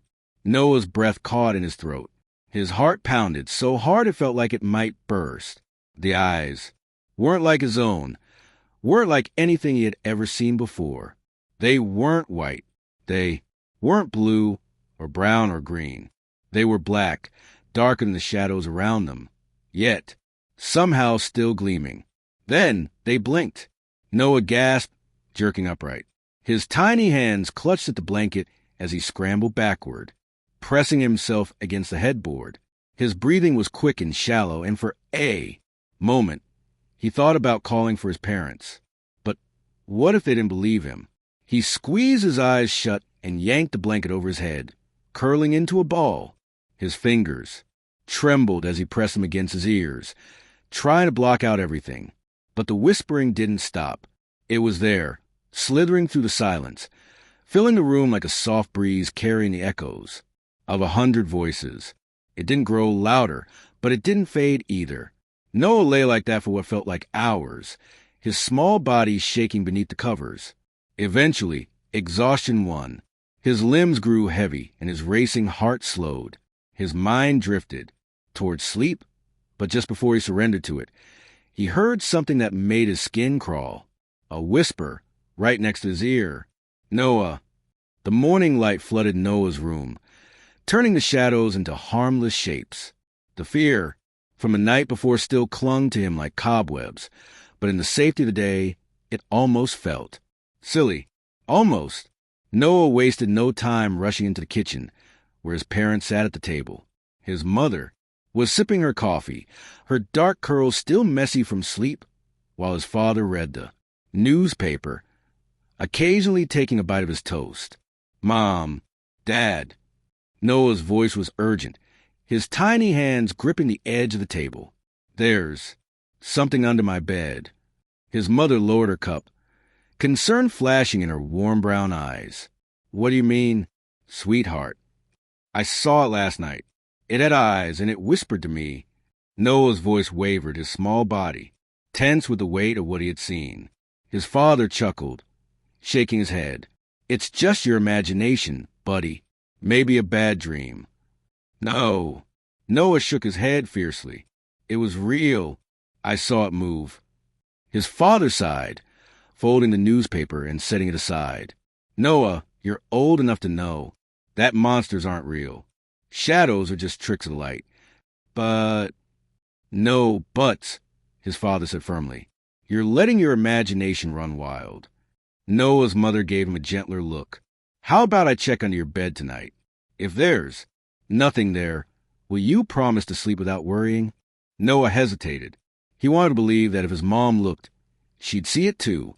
That she'd believe him. Okay, he mumbled. That night, after tucking Noah in, his mother knelt beside his bed. The warm glow of the nightlight cast long shadows across the room, but she didn't seem scared. She lifted the blanket and peeked underneath. See? She turned to him with a smile. Nothing but dust bunnies. She ruffled his hair, pressing. A kiss to his forehead. Now get some sleep, love. Noah wanted to believe her. He really did. But as soon as she left the room and closed the door, the whispering started again. And this time it called his name. Over the next few nights, things got worse. The whispering never stopped. It was there every night, just beyond his understanding, soft, raspy, filled with something wrong. Noah tried to ignore it. He buried his face in his pillow, squeezed his eyes shut, and counted sheep. But ignoring it didn't make it go away. The shadow didn't just whisper anymore. It moved. Noah would see it shifting in the darkness, growing longer, stretching toward him in slow, deliberate motions. The eyes would flicker open and shut, blinking at him like something alive. One night, he tried to be brave. He sat up in bed, gripping his blanket like a shield, and whispered, "Who are you?" The whispering stopped. The silence stretched. And then it laughed, a dry, crackling sound, like dead leaves rustling in the wind, like something ancient, something that had been waiting a very, very long time. Noah screamed. His father burst into the room, flipping on the light. The brightness chased away the shadows, leaving nothing but the normal shapes of his toys and furniture. Noah, what is it? His father's face was a mixture of exhaustion and irritation. The shadow, Noah cried. It laughed at me. His father groaned, rubbing his temples. Noah, enough. There's no such thing as a shadow. That talks. You're letting your imagination get the best of you. But... No buts. His father's voice was firm. If you keep this up, we'll have to take away your night light. You're too old for this nonsense. Tears burned in Noah's eyes. He wanted to stop being scared. He wanted to believe his dad. But the shadow wouldn't leave him alone. And worse, it was getting closer. By the end of the week, Noah stopped sleeping. His face grew pale and dark circles bloomed under his eyes. He refused to play with his toys and refused to eat much at dinner. His mother started to worry. I think something is really bothering him, she whispered to her husband one evening. Maybe he's getting sick. His father sighed. Or maybe he's just looking for attention. You baby him too much. I don't know. This is different. He looks scared all the time. That night, his mother stayed up later than usual. Just as she was about to go to bed, she heard something faint, almost like wind whistling through a crack in a window, except the windows were shut. Frowning, she walked down the hall and stopped outside Noah's door. She pressed her ear against it. Whispers, low, raspy voices, more than one. Chills ran down her spine. She swung the door open. Noah was sitting up in bed, trembling, his wide eyes locked on the darkness under his bed. His lips were moving, but no sound came out. Noah, she called. He flinched and turned to her, his face pale as a ghost. It's trying to come out, he whispered. Her stomach dropped. That night, Noah's mother refused to leave his room. She brought in a chair and sat beside his bed, determined to prove to him and to herself that there was nothing to be afraid of. Hours passed. The house was silent. Then a slow, scraping sound came from under the bed. Noah's mother froze. Her breath hitched. Had she imagined it? She leaned forward, gripping the edge of Noah's blanket. The sound came again, a dragging, scratching noise like nails running along wood. She swallowed hard. Noah? Tears welled up in his eyes. He shook his head violently. "Don't look," he whispered. "It doesn't like being seen." A chill ran down her spine, but she had to know. Slowly, her trembling hand reached for the blanket and lifted it. Her scream never left her throat. Two glowing eyes, set deep in a gaping, toothless mouth, stared back at her from the darkness. The shadow under the bed shifted, stretching toward her, reaching with long, claw-like fingers.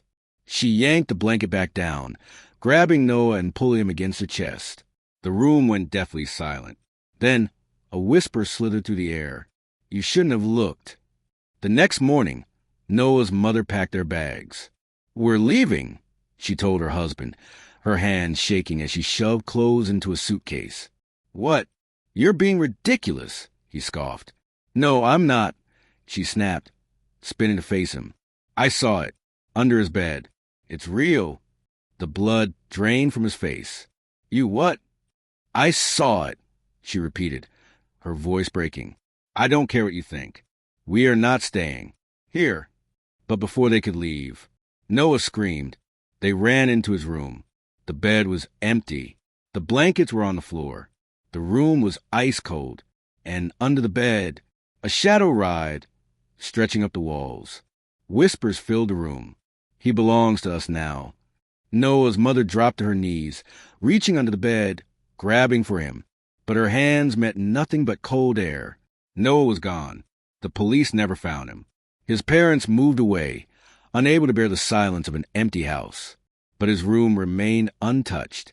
And at night, when the house was dark and quiet, the whispering started again, waiting for someone new. Oliver had always been a rational man. He didn't believe in ghosts, demons, or any of those creepy urban legends people like to tell on cold, stormy nights. But the first time he heard the knock, he couldn't ignore the way it made his skin crawl. It was 3 a.m. when the sound echoed through his quiet house. A sharp, deliberate knock at the front door. 3 taps. Knock, knock, knock. Oliver stirred from his sleep, groggy and disoriented. At first, he thought he had imagined it, just some lingering remnant of a dream. But as his mind cleared, he realized the sound had been real. It had been too crisp, too distinct to be a figment of his imagination. His heart thudded against his ribs as he sat up in bed. His bedroom was on the 2nd floor, and through his window, he could see the empty street below, bathed in the cold glow of the streetlights. Nothing moved. No figures, no cars, not even the stray cat that sometimes prowled the neighborhood. The house was old, and the wooden floor creaked beneath his feet as he swung his legs over the side of the bed. A chill ran through him, though he wasn't sure if it was from the cold or something deeper, something instinctual. The hallway outside his room was dark, except for the dim glow of the nightlight in the bathroom. He hesitated at the top of the stairs, straining his ears. Silence. Had he imagined it? Shaking his head, Oliver slowly descended the stairs. His bare feet felt ice cold against the hardwood floor as he approached the front door. His breath hitched as he peered through the people. Nothing. The street outside was eerily still. No movement. No sign of anyone standing there just seconds ago. He reached for the lock and hesitated. A voice in the back of his mind whispered, "Don't open it." But curiosity won. He twisted the deadbolt and cracked the door open just enough to peek outside. A gust of cold air rushed in, sending a shiver down his spine. The porch was empty. The front yard, the sidewalk. Everything was still untouched, as if no one had been there. Frowning, he shut the door and locked again. Maybe he had been dreaming. Maybe it had been the wind or the house settling. Still, as he climbed back into bed and pulled the covers up to his chin, he couldn't shake the uneasy feeling crawling beneath his skin.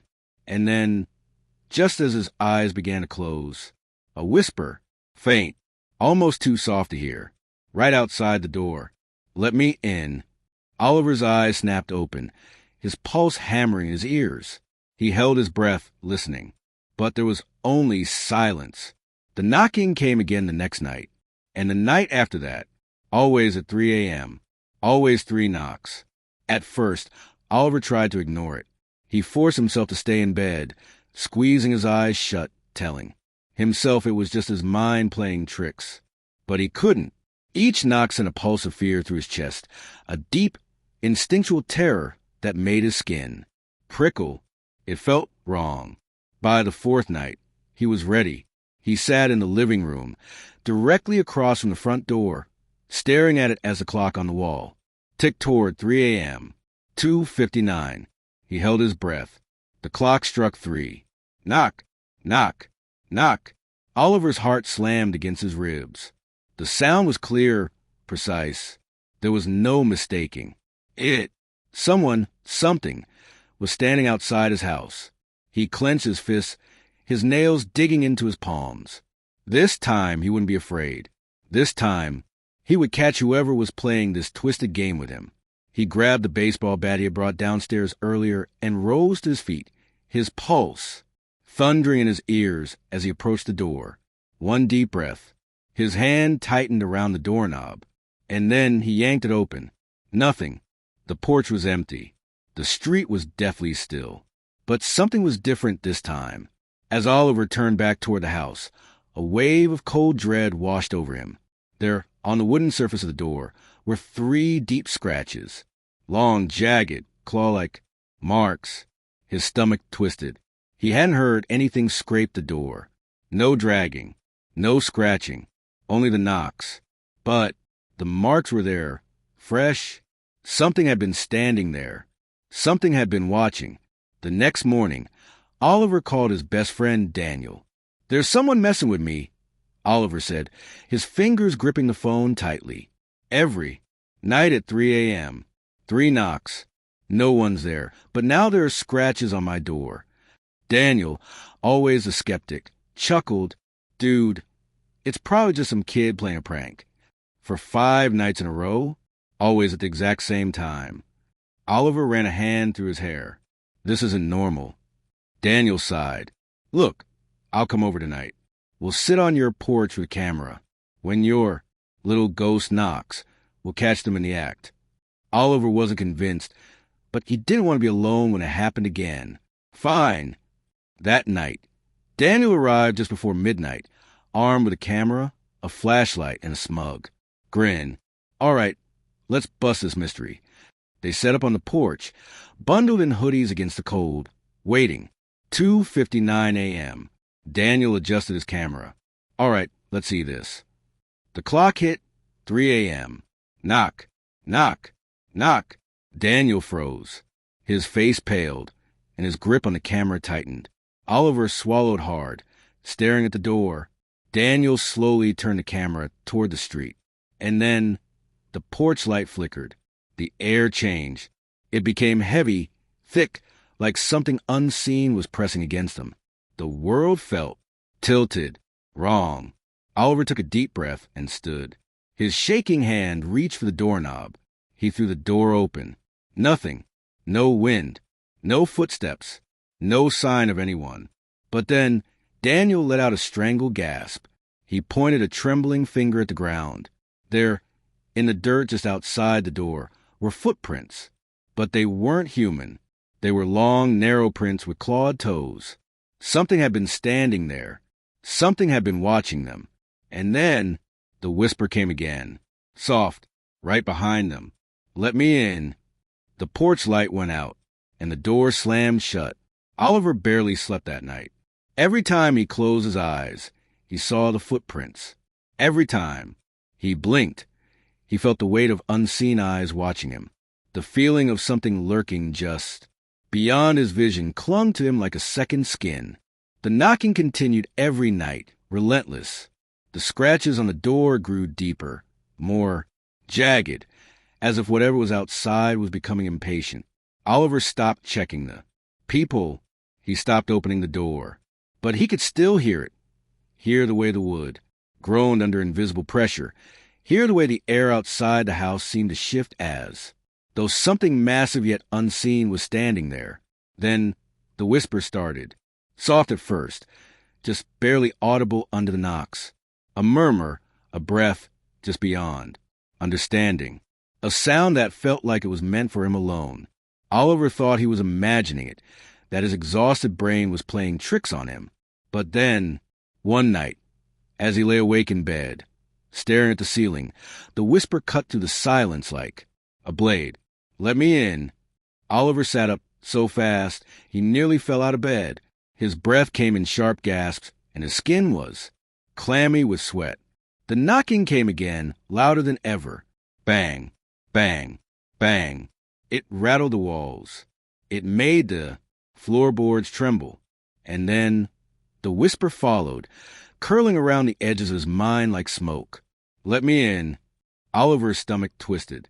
He grabbed his phone with shaking hands, scrolling through his contacts. He needed to call someone. He needed someone, anyone, to hear this. Before he could press a button, the knocking stopped.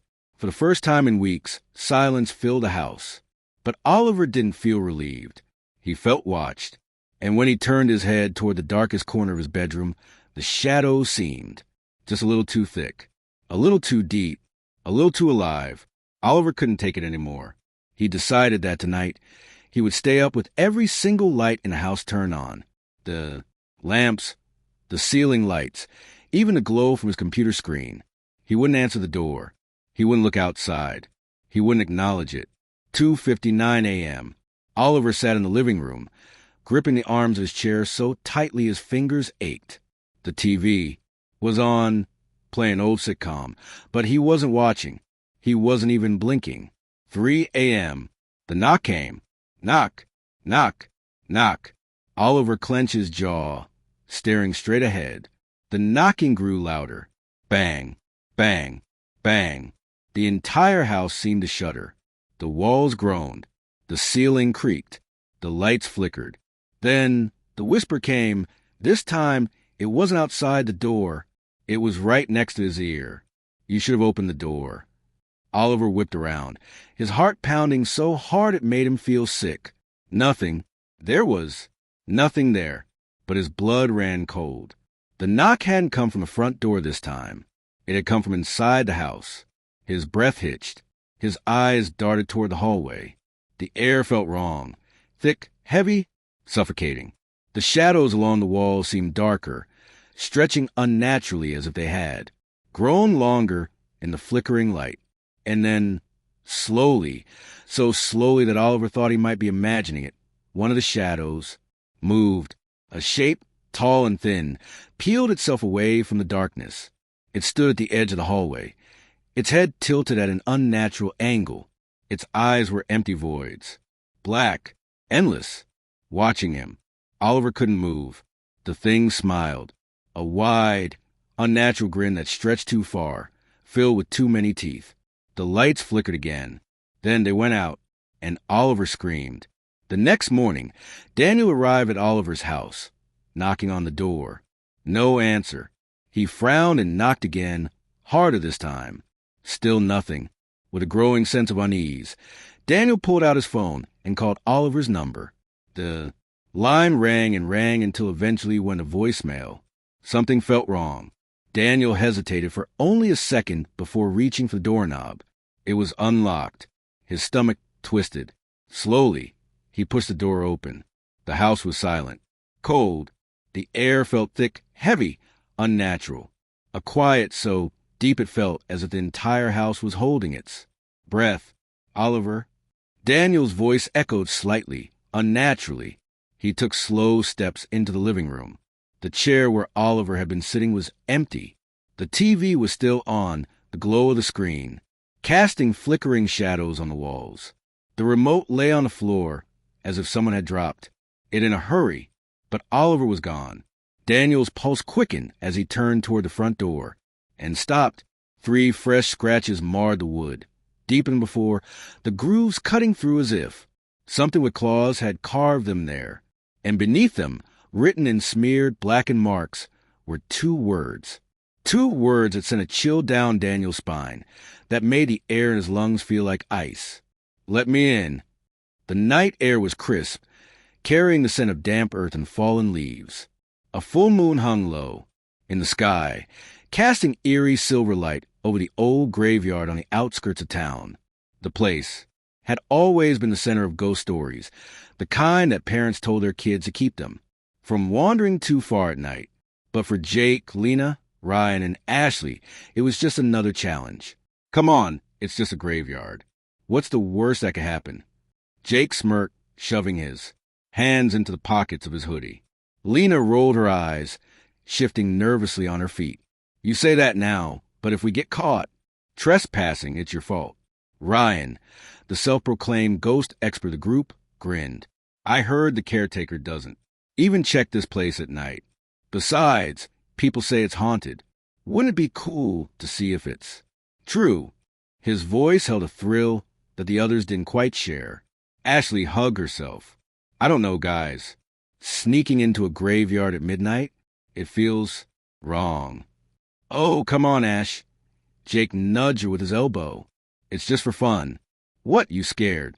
Ashley glared at him. I didn't say that. Then let's go. The four teenagers squeezed through the rusted bars of the cemetery gate, their feet crunching against dead leaves and gravel. The cemetery was old, one of the oldest in town. Cracked, tombstones jutted out of the earth at odd angles, their names and dates barely legible from years of erosion. Some graves had sunken into the ground, the soil disturbed as if something had clawed its way out. The deeper they went, the more suffocating the air became. The scent of rotting wood and damp moss clung to their noses.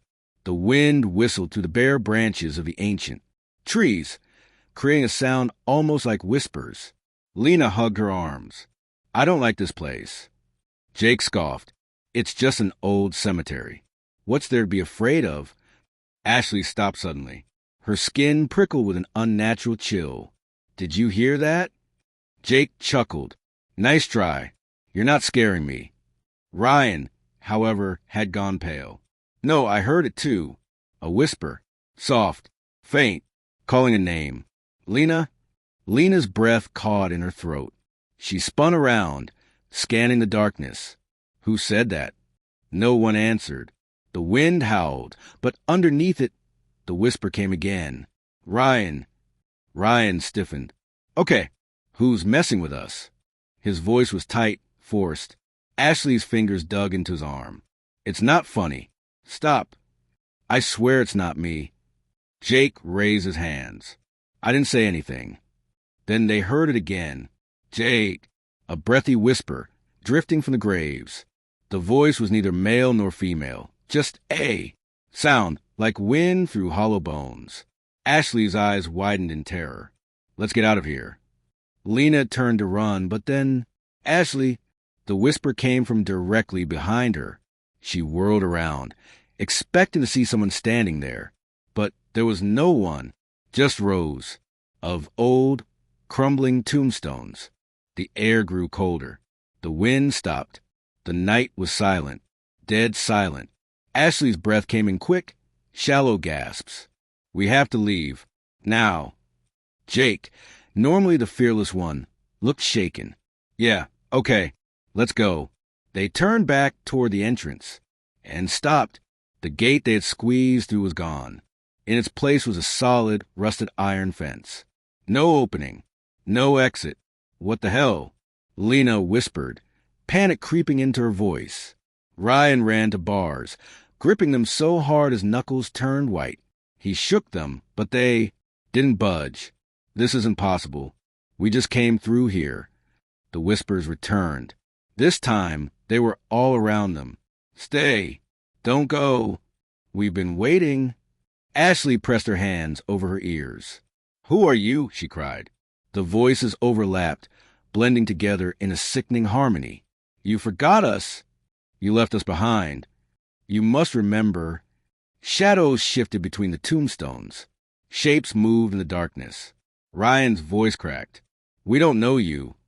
Then a deep, rumbling voice answered. You will A gust of wind slammed into them, knocking them backward. The world seemed to twist. Graves stretched higher. The trees looked like giants. The sky darkened into an abyss. And then, they weren't alone.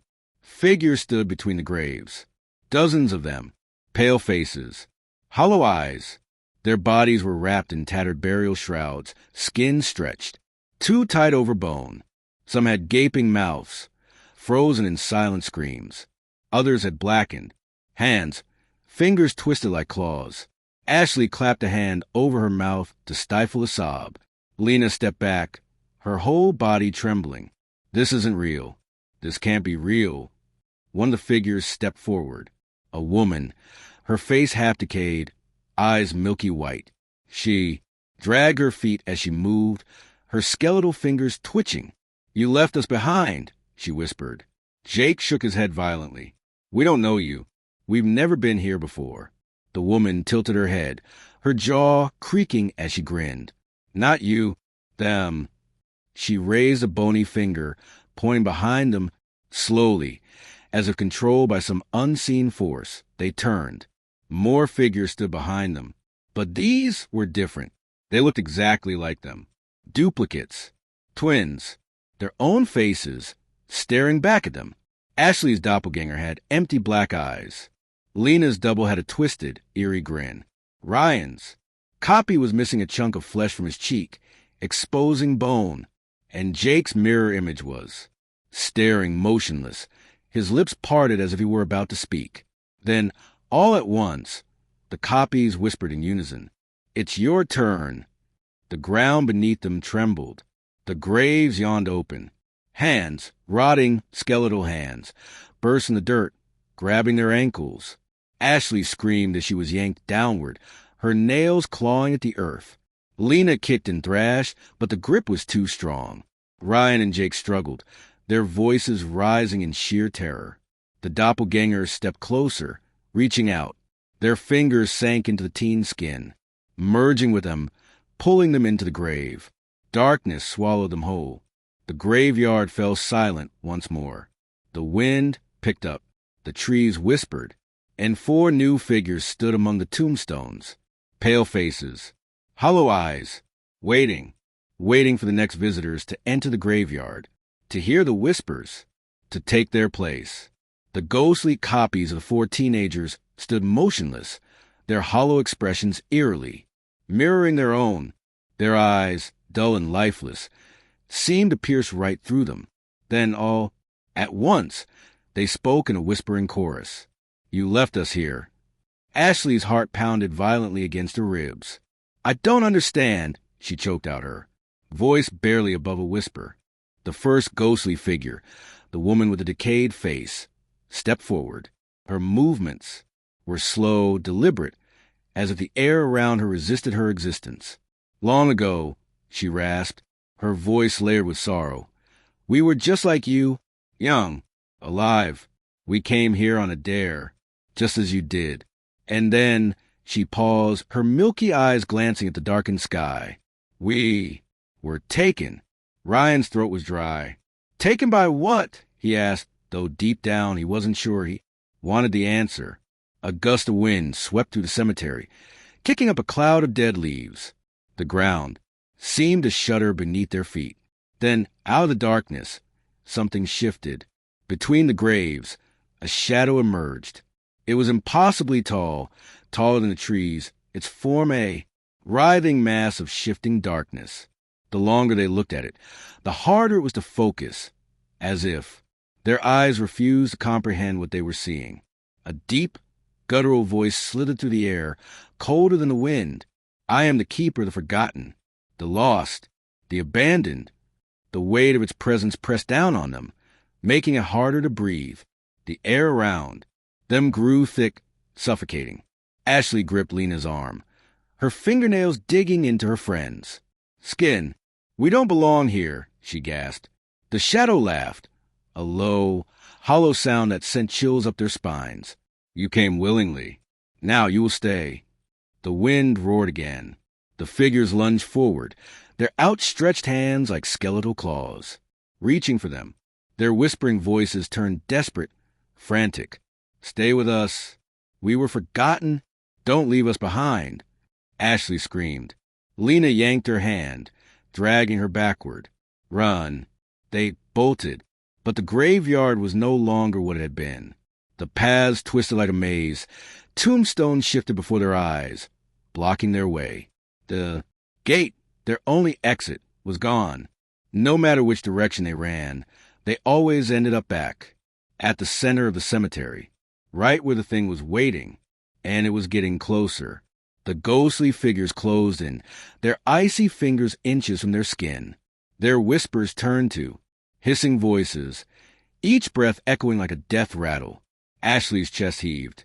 Her body trembled violently as she clung to Ryan's arm. "We're trapped," she sobbed. "There's no way out." Jake's eyes darted around desperately, searching, hoping for anything. A break in the tombstones, a hidden passage, a glimmer of hope. And then he saw it, a grave, a freshly dug grave. The soil was dark, damp, and disturbed as if something had just been buried or was waiting to be buried. And on the tombstone, above it, their names: Ashley Carter, Lena Brooks, Jake Turner, Ryan Wells. A chill ran through his spine as he read the inscription below their names. Died on October 31st. Buried before they even knew they were dead. No, no, no. Ashley stumbled back, shaking her head violently. "This can't be real. We're not dead. We're not dead." Ryan's hands clenched into fists. His mind raced. There had to be a way out. There had to be. His eyes locked onto a jagged rock near the grave. His fingers closed around it, and without thinking, he lifted it high above his head and smashed it against the tombstone. Crack! The marble split in two. Instantly, the ground trembled. A piercing scream, louder than anything they had ever heard, ripped through the night. The ghosts wailed, their bodies convulsing as they shrieked in agony. The shadows recoiled, twisting violently as if in pain. The air itself seemed to bend and warp. Around them, the wind howled, stronger than before. The trees groaned, the earth beneath them splitting, open. Then everything went black. The next thing they knew, they were standing outside the cemetery. The rusted gate was wide open. The full moon still hung in the sky. The night was still, silent. No whispers, no figures, no shadows, just an empty graveyard, looking as ordinary as ever. The four of them gasped for air, their bodies trembling from exhaustion and fear. Ryan turned to the others. His voice was barely a whisper. "Did that just happen?" No one answered. Instead, they ran as fast as they could, away from that place, away from the horrors they had witnessed. And they never spoke about that night again. But sometimes, when they walked past the old graveyard, they swore they could still hear it. A whisper, calling their names, waiting. Lily Parker had always loved dolls. Ever since she was little, she had a collection that filled an entire shelf in her bedroom. Each doll was unique. Some had button eyes, others had soft, fabric bodies, and a few were made of porcelain. But among them, there was one doll that was special, her absolute favorite. It was a beautiful porcelain doll with long golden hair, icy blue eyes, and a delicate pink dress, made of lace. Her tiny hands were perfectly sculpted, her face painted with the gentlest expression. She had soft, rosy cheeks and eyelashes so delicate that they looked almost real. The doll had been a gift from her grandmother on her 8th birthday. From the moment Lily held her, she felt an unusual attachment to her. There was something about Annabelle that felt different. It wasn't just a toy. It almost felt like a friend, someone who was always watching over her. Unlike her other dolls, which sometimes collected dust from being untouched, Annabelle was always with Lily, whether on her bed, at her desk, or in her arms while she read. Lily named her Annabelle. At first, Annabelle was just like the rest of her dolls, sitting neatly on the shelf, watching over Lily as she played or slept. Lily would brush her hair every night and make sure her dress was neat before tucking herself into bed. She loved Annabelle, But as the weeks passed, strange things started happening. Annabelle wouldn't stay in one place. At first, it was small things. Lily would set her on the shelf at night, but in the morning, she would find her sitting on her desk. Sometimes, she'd leave Annabelle in her toy box, only to come back and see her lie on the bed as if she had been placed there. Lily didn't pay much attention at first. Maybe she had forgotten where she put her. Maybe her mother had moved her while cleaning. But then, it started happening every single day. One afternoon, after coming home from school, Lily was horrified to find Annabelle sitting on the windowsill, her blue eyes staring blankly outside. Lily's stomach twisted. She was sure she had left Annabelle on the shelf before going to school. A thought struck her.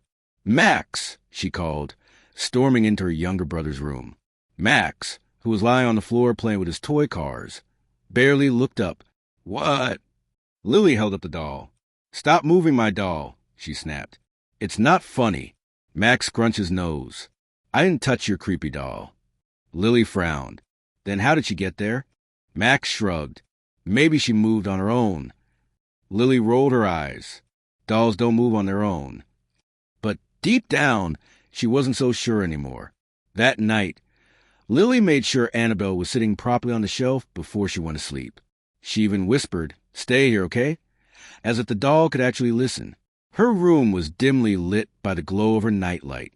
She had always liked sleeping with a little light on, but tonight, the shadows in the room felt deeper. The corners of the room stretched, darker than usual. Lily pulled the covers up to her chin and closed her eyes. But sleep didn't come easily. She tossed and turned for hours, feeling restless. Every so often, she would open her eyes and glance at the shelf, just to make sure Annabelle was still there. Eventually, exhaustion took over, and Lily drifted into a light sleep. Then, in the middle of the night, something stirred. A soft sound, like fabric brushing against wood. Lily shifted under the blankets, half asleep. Then, a thump. Her eyes flew open. Her breath caught in her throat. Something was in the room with her.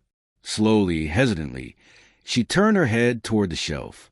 Annabelle was gone. Lily's chest tightened. Her fingers gripped the blanket as she forced herself to sit up. The room was silent, except for the sound of her own breathing. Her gaze swept across the room, and then she saw it. Annabelle, sitting on her pillow, inches from her face. Lily's heart slammed against her ribs. "How?" Her fingers trembled as she reached out and grabbed the doll.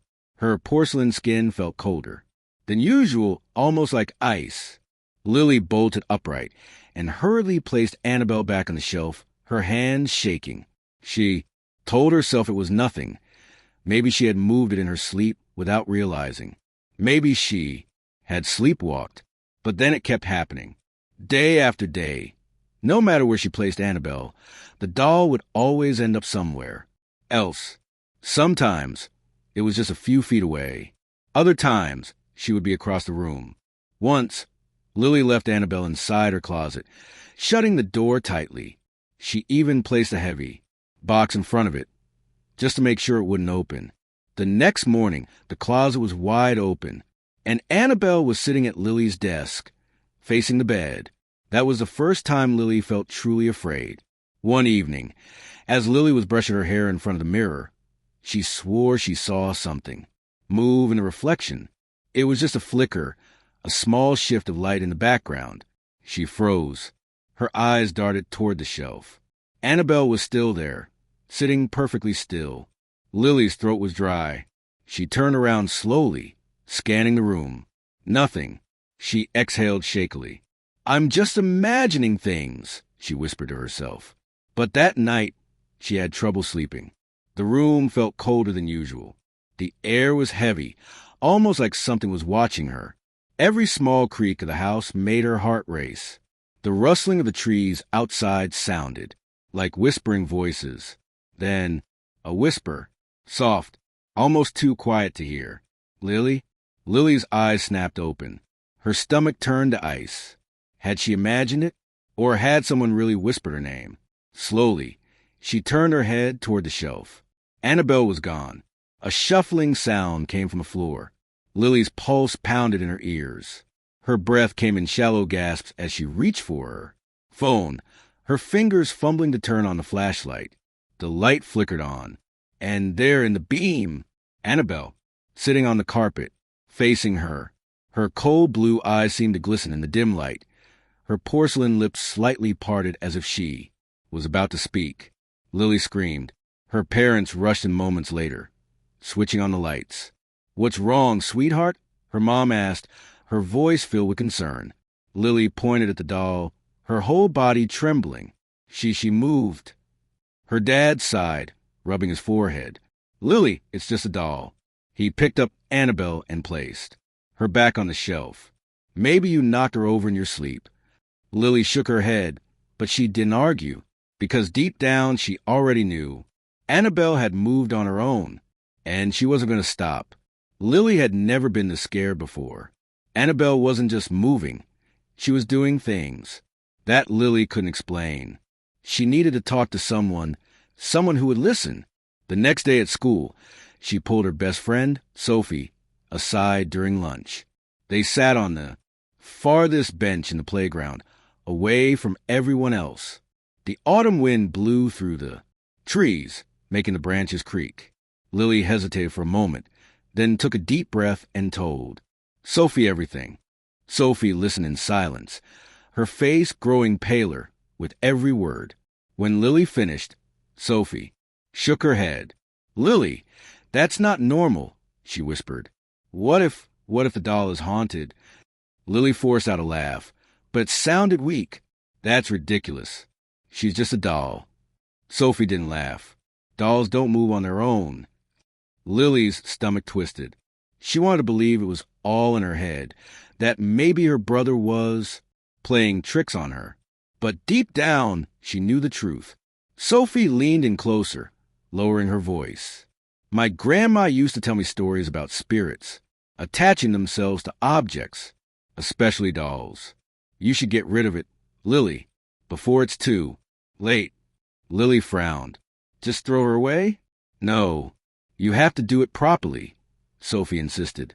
"You can't just toss it in the trash. If it's really haunted, it'll come back." Lily swallowed. "Then what should I do?" Sophie hesitated. "Bury it, far away, somewhere it won't be found." Lily shivered. The idea of burying Annabelle felt wrong, almost like she was doing something bad. But at this point, she was willing to try anything. That night, she made a decision. She would lock Annabelle in a box. After dinner, Lily rushed to her room and found an old shoebox. Her hands trembled as she picked Annabelle up, holding the doll as far away from her body as possible. For the first time, she noticed how cold Annabelle felt, almost like she had been sitting outside in the winter air. Taking a deep breath, Lily placed Annabelle inside the shoebox, shut the lid tightly, and wrapped layers of tape around it. She shoved the box under her bed, making sure it was completely hidden. "There," she muttered. "Now you can't move anymore." She climbed into bed, pulling the covers up to her chin. The room was silent, too silent. After what felt like hours, her eyelids grew heavy, and she drifted off to sleep. But in the middle of the night, thump, Lily's eyes snapped open. Thump, thump. Something was moving under her bed. Her breath hitched in her throat. Scrape. Something was crawling. Slowly, hesitantly, she leaned over the side of her bed and peered down into the darkness. The shoebox was there, but the lid, it was open, empty. Lily's blood ran cold. And then, a soft giggle. A childlike whisper, echoing through the dark. Her heart pounded as she turned her head, barely able to breathe. Annabelle was sitting on her nightstand. But this time, she wasn't the same.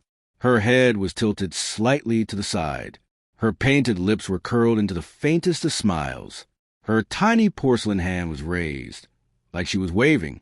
Lily let out a scream that shook the entire house. Within seconds, her parents rushed in, turning on the lights. "What's wrong?" her mom asked, eyes wide with concern. Lily couldn't speak. She could only point, her hand trembling. Her dad sighed when he saw the doll. "Lily, you have to stop with these stories. It's just a doll." "No," Lily choked out. She moved. She got out of the box. Her dad shook his head and picked up Annabelle, placing her back on the shelf. "You probably knocked it over in your sleep." Lily knew that wasn't true. Annabelle had moved on her own, and she wasn't going to stop.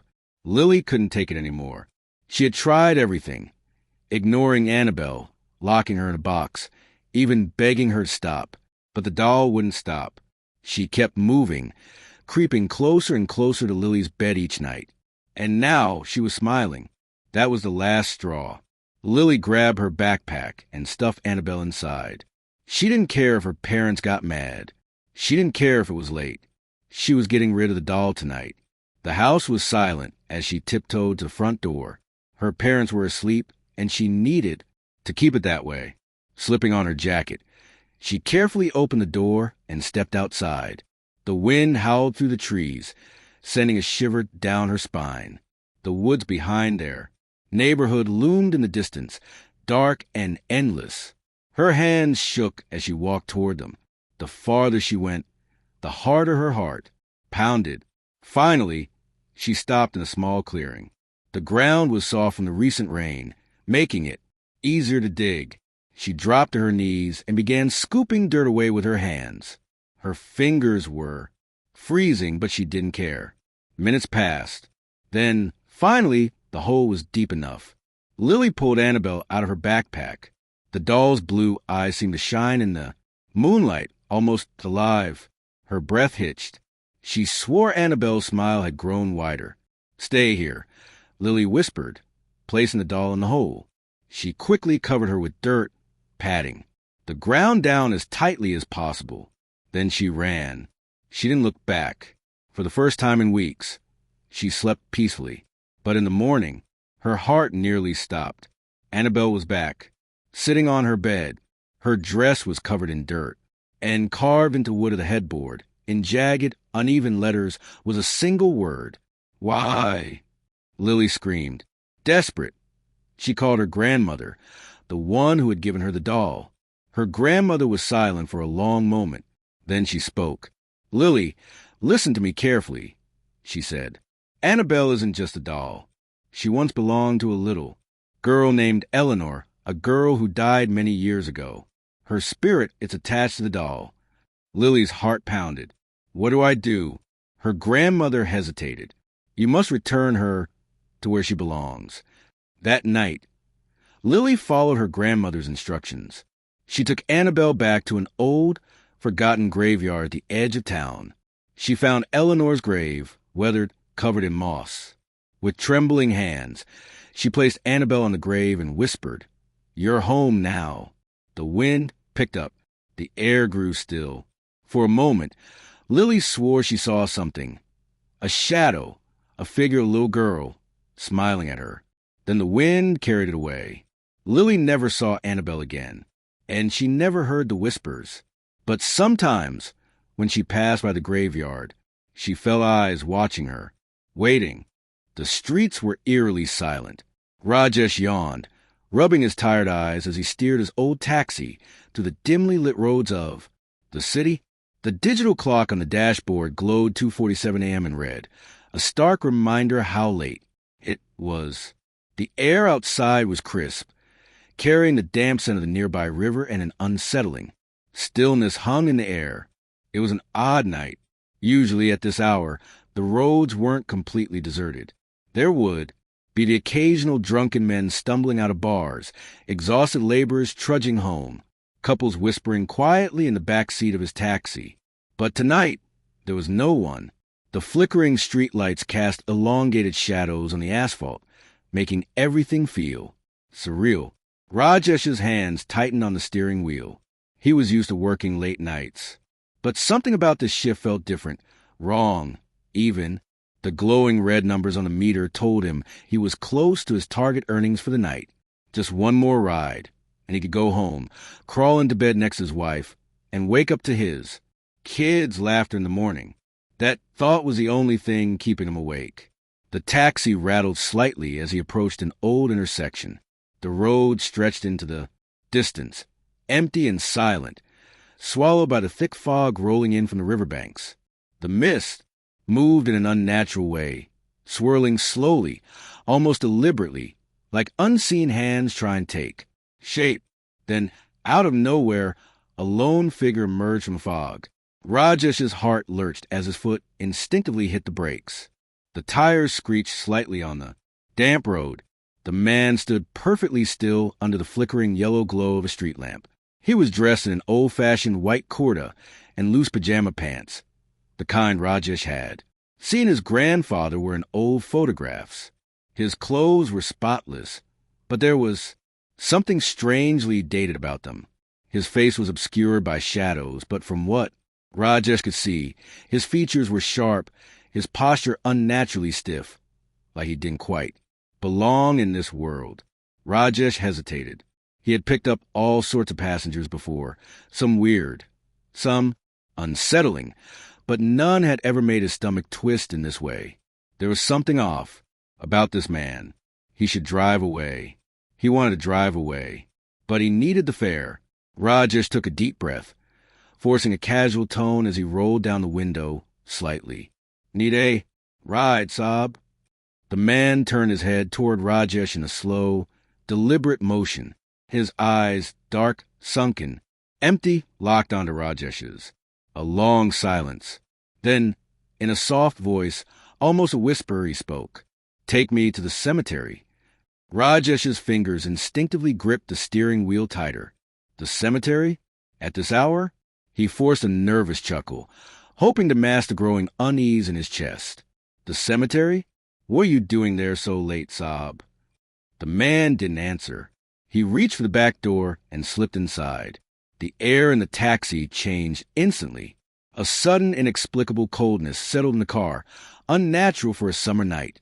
Rajesh shivered despite himself. He glanced at the rearview mirror. The passenger sat stiffly in the middle of the back seat, his hands resting neatly on his lap. His posture was too straight, too rigid, like someone trying too hard to appear normal. Rajesh swallowed, tried to ignore the way his skin prickled. Maybe he's just a strange guy.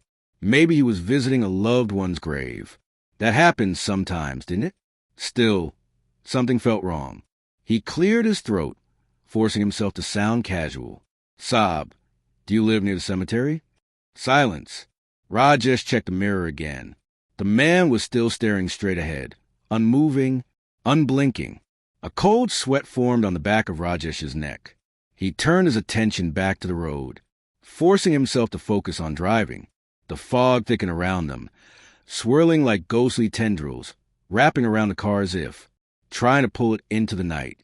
The further they drove, the darker the roads became. Street lights were scarce, and those that remained flickered weakly, barely piercing the dense mist. It felt like they were leaving the city behind, entering a different world, one where time moved differently, where shadows watched in silence. Rajesh's heartbeat quickened. His fingers trembled against the steering wheel. He had been driving this route for years.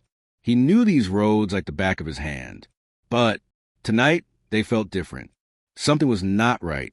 The taxi rattled as it turned onto the narrow dirt road leading to the cemetery. The iron gates loomed ahead, tall and rusted, their jagged edges reaching toward the night sky like skeletal fingers. Beyond them, the graveyard stretched into the darkness, a sea of crumbling headstones and forgotten memories. Rajesh's stomach twisted into knots. He hated this place. The wind howled through the trees, whispering secrets he didn't want to hear. The mist had thickened into an almost solid wall, pressing against the taxi like something alive. The headlights flickered, barely illuminating the road ahead. Rajesh swallowed hard. Just drop him off and leave. He cleared his throat, forcing himself to speak. "Saab, we're here." No response. Rajesh's fingers tightened around the steering wheel. A growing sense of dread curled in his gut. He turned around. The back seat was empty. His breath caught in his throat. No. His hands fumbled for the door handle as panic set in. He turned fully, eyes wide, scanning the seat. He had seen the man get in. He had felt his presence. He had driven him all the way here. And now he is gone. Rajesh's heart pounded against his ribs. His mouth went dry. His brain struggled to make sense of it. Had he imagined the whole thing? Then, from the corner of his eye, a movement outside. A shadow drifted past the gates. Rajesh's stomach dropped. His hands trembled as he grabbed his phone, switching on the flashlight. The pale beam cut through the fog, landing on the nearest gravestone. It was cracked, worn with time, but the name on it. Rajesh's body went cold. The name on the grave was the same name the passenger had given him. His breath hitched. His pulse thundered in his ears. Then, as if carried by the wind, a voice whispered through the trees. "Thank you for the ride." Rajesh's entire body froze. His throat clenched and his hands turned ice cold. His eyes darted wildly around the cemetery, his breathing uneven. He had to get out of here. Rajesh fumbled with the keys, trying to start the engine. The old taxi sputtered, refused to start. And then, in the rear-view mirror, a pair of dark, hollow eyes stared back at him. Rajesh's scream tore through the night. Rajesh's breath came in short, ragged gasps.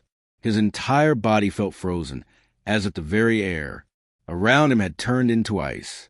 His heart hammered violently against his ribs, each beat drumming the same terrifying thought into his head. This is not possible. He stared at the gravestone, his hands trembling as he brought the flashlight closer. The name, carved into the stone, was the same name the man had given him. But what made his stomach lurch was a date. The man had died 20 years ago. His knees nearly buckled. He took an unsteady step backward, the fog swirling around him, thick and suffocating. The night air was eerily silent, yet a strange presence lingered, pressing against his skin like unseen eyes watching from every direction. Then, from the depth of the mist, a whisper floated through the air, soft, almost gentle, but chilling in its familiarity. "Thank you for the ride." Rajesh's breath hitched in his throat, his fingers numbed. His body screamed for him to run, but fear had him rooted to the ground. And then he felt it, a sudden bone-deep chill, an unnatural cold creeping over his shoulders, slithering down his spine. His instinct screamed. Something was behind him. Summoning every ounce of courage he had left, Rajesh turned. Nothing, but the mist shifted, swirling unnaturally, as if something unseen had just moved. Panic took over. He stumbled back toward the taxi, his hands shaking as he fumbled with the door handle. The metal was ice cold beneath his touch. He yanked the door open and threw himself inside, slamming it shut behind him. His chest heaved as he jammed the key into the ignition, his hands trembling so badly he could barely turn it. The old taxi sputtered, groaning in protest. Come on. The engine coughed, refused, then finally roared to life. Rajesh gripped the wheel, slamming his foot on the accelerator. The tires screeched against the gravel, kicking up dust as he sped away from the cemetery. His breath was erratic, his heart still hammering, but relief started to trickle in. He was safe. He was getting out of here. But then the road stretched endlessly ahead of him. He knew this road. He had driven it countless times. Yet something was wrong. The surroundings seemed unfamiliar, distorted. The fog pressed against the windows like unseen hands, growing thicker, denser, as if trying to pull him back. And then a prickle of cold dread crawled up his neck. Something made him glance at the rear-view mirror. And that's when he saw it. His breath caught in his throat. A face, sitting in the back seat, exactly where he had been before. Unmoving, expressionless, hollow, dark eyes staring straight at him through the mirror. Rajesh's scream tore through the night. His hands jerked the wheel. The car skidded wildly, tires screeching against the gravel. His vision blurred with panic as he swerved. And then, darkness, a distant voice, muffled, blurred, familiar. Rajesh's head throbbed, a deep, pounding ache that felt like someone was hammering inside. His skull, his body was heavy, each limb sluggish and weak. He forced his eyes open. The harsh morning light stabbed through his vision, making him wince. The sterile white of a hospital ceiling swam above him. The sharp scent of antiseptic filled his nose. His breath came in slow, shallow gasps. His entire body ached, his muscles stiff, as if he had been frozen in fear for hours. "Bia, you're awake." A voice, his younger brother, Arun. Relief was evident in his tone. His wife stood beside him, worry etched into every line on her face. Rajesh blinked, his throat dry and scratchy. He tried to sit up, but his body protested, every muscle screaming in pain. What happened? His voice was hoarse, barely above a whisper. Arun exhaled shakily. "You were found unconscious on the cemetery road. Your taxi crashed into a tree." The cemetery. Rajesh's breath hitched. The memories rushed back like a flood. The strange passenger, the fog, the gravestone, the face in the mirror. His fingers curled into bedsheet, his knuckles turning white. He forced himself to ask the question that had been clawing at his mind. Did anyone find a man in my taxi? Arun frowned, his expression turning confused. "Bia!" There was no one in the taxi. "Just you." Rajesh felt the blood drain from his face. His stomach lurched. No, that wasn't possible. He had seen him. He had spoken to him. He had felt his presence. His breath grew unsteady, his chest tightening. His hands shook as he grabbed Arun's arm. Check my rearview mirror." Arun gave him a puzzled look, but nodded. "Okay, I'll ask someone to check." Minutes passed in tense silence. The room felt colder, suffocating. A strange heaviness settled in Rajesh's chest. Then the nurse entered, holding something in her hands. A shattered piece of glass. The rear-view mirror. Rajesh's breath caught. Something was carved into the surface. Deep, jagged. "See you again." A chill ran down his spine. His fingers went numb. And then, for just a second, he saw the reflection. The hollow, dark eyes staring back at him, unblinking, waiting. And then the reflection smiled. No one in the neighborhood ever talked about the house at the end of Blackwood Street. It had been empty for nearly 3 decades, its windows covered in dust, the paint peeling off its once white walls, and the front yard overgrown with wild grass. Some claimed they had seen shadows moving inside at night. Others swore they had heard whispers when they walked past it. But no one dared to go near it. That was until the Carter family moved in. Daniel and Sarah Carter had been looking for a house within their budget, and when they stumbled upon the listing for the Blackwood Street property, they couldn't believe their luck. A large Victorian house with a spacious yard, offered at a price much lower than anything else in the city.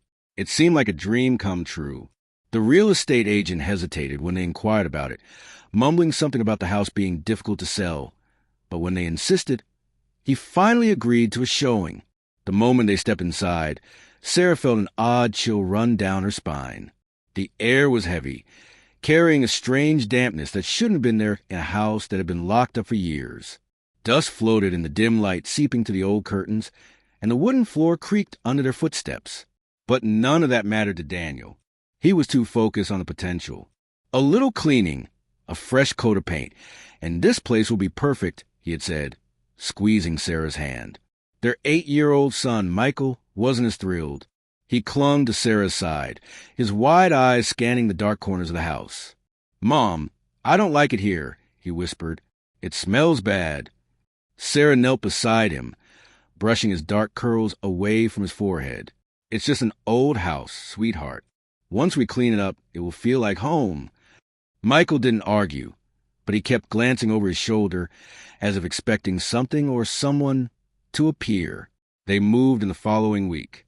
The first few days were spent dusting, scrubbing, and unpacking. Daniel worked late shifts at his new job, leaving Sarah alone with Michael most evenings. That was when the strange things began happening. At first, it was subtle. The kitchen faucet would start dripping, even though Sarah was sure she had turned it off. The lights flickered, but she dismissed it as faulty wiring. Michael complained that he heard footsteps in the hallway at night, but Daniel assured him it was just the old pipes settling. Then, one night, Sarah woke up to the sound of whispering. It was faint, almost like the wind blowing through the trees, but the words were unmistakable. Soft, hushed voices, overlapping, murmuring in a language she didn't understand. She sat up, her heart pounding. Daniel was sound asleep beside her. She held her breath and listened. The whispers grew louder. Sarah turned toward the bedroom door. It was slightly open, revealing the dark hallway beyond. For a moment, she thought she saw a movement, a shadow shifting against the dim light of the night. But when she blinked, it was gone. Shaking off the unease, she lay back down, telling herself it was just her imagination. The next morning, Michael refused to come out of his room. When Sarah finally coaxed him downstairs for breakfast, he wouldn't eat. His small fingers clutched the edge of the table, his face pale. "What's wrong, baby?" Sarah asked, kneeling beside him. He hesitated before whispering, "There's a lady in my room." Sarah felt a chill creep up her spine. "What do you mean?" Michael glanced toward the staircase, as if making sure no one was listening. "She stands in the corner at night. She has no eyes." Sarah swallowed hard. "Michael, that's just a bad dream. There's no lady." Michael shook his head. "She whispers to me." Sarah forced a smile, trying to keep her voice steady. "What does she say?" Michael hesitated, then murmured, "She says she wants to come inside." Sarah's stomach twisted. That night, she stayed up late, sitting in the hallway outside Michael's room. Hours passed, and nothing happened. Just as she was about to head to bed, a cold gust of air rushed past her. The hallway light flickered. Sarah's breath hitched as she turned toward Michael's door. It was open. Her heart pounded as she stepped inside. The room was empty except for Michael, fast asleep in his bed. But something felt wrong. The air was thick, suffocating. And then she saw it. In the corner, where the shadows were darkest, a shape was standing. Tall, motionless, watching. Sarah gasped, stumbling backward, her hand flying to the light switch. The moment the light flickered on, the figure was gone. The room was empty. She barely slept that night. The next day, she called Daniel at work, her voice trembling as she explained what had happened. He tried to calm her, suggesting it was just stress, but she could hear the doubt in his voice. Then the nightmares began. Sarah dreamt of a woman in a tattered black dress, standing at the foot of her bed, whispering in a language she didn't understand. She would wake up drenched in sweat, her body frozen, unable to move for several minutes. Michael's behavior worsened. He refused to sleep in his room, begging to stay in Sarah and Daniel's bed. One night, as Sarah tucked him in, he suddenly grabbed her hand, his eyes wide with fear. "She's angry, Mom," he whispered. "She says we need to leave." That was the final straw. Sarah spent the entire night researching the house's history. What she found made her blood run cold. 30 years ago, a woman named Margaret Holloway had lived there, a widow. She had become reclusive after losing her husband and child in a fire. Neighbors claimed she had started speaking to someone who wasn't there, muttering in the dead of night.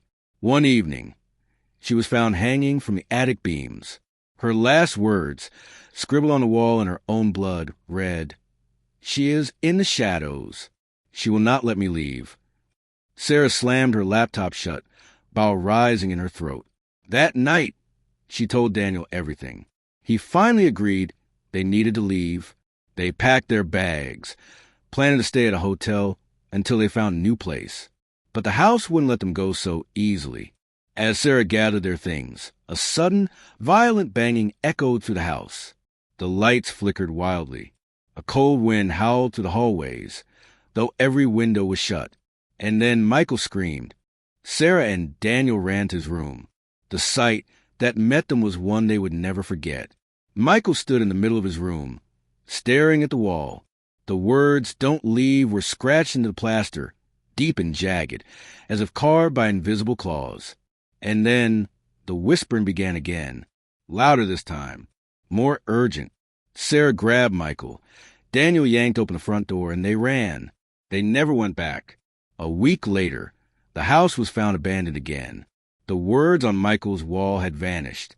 But some nights, when the wind is still, neighbors say they can still hear whispering coming from inside. And sometimes, if you look closely, you can see a figure standing by the window, watching, waiting for someone new to move in.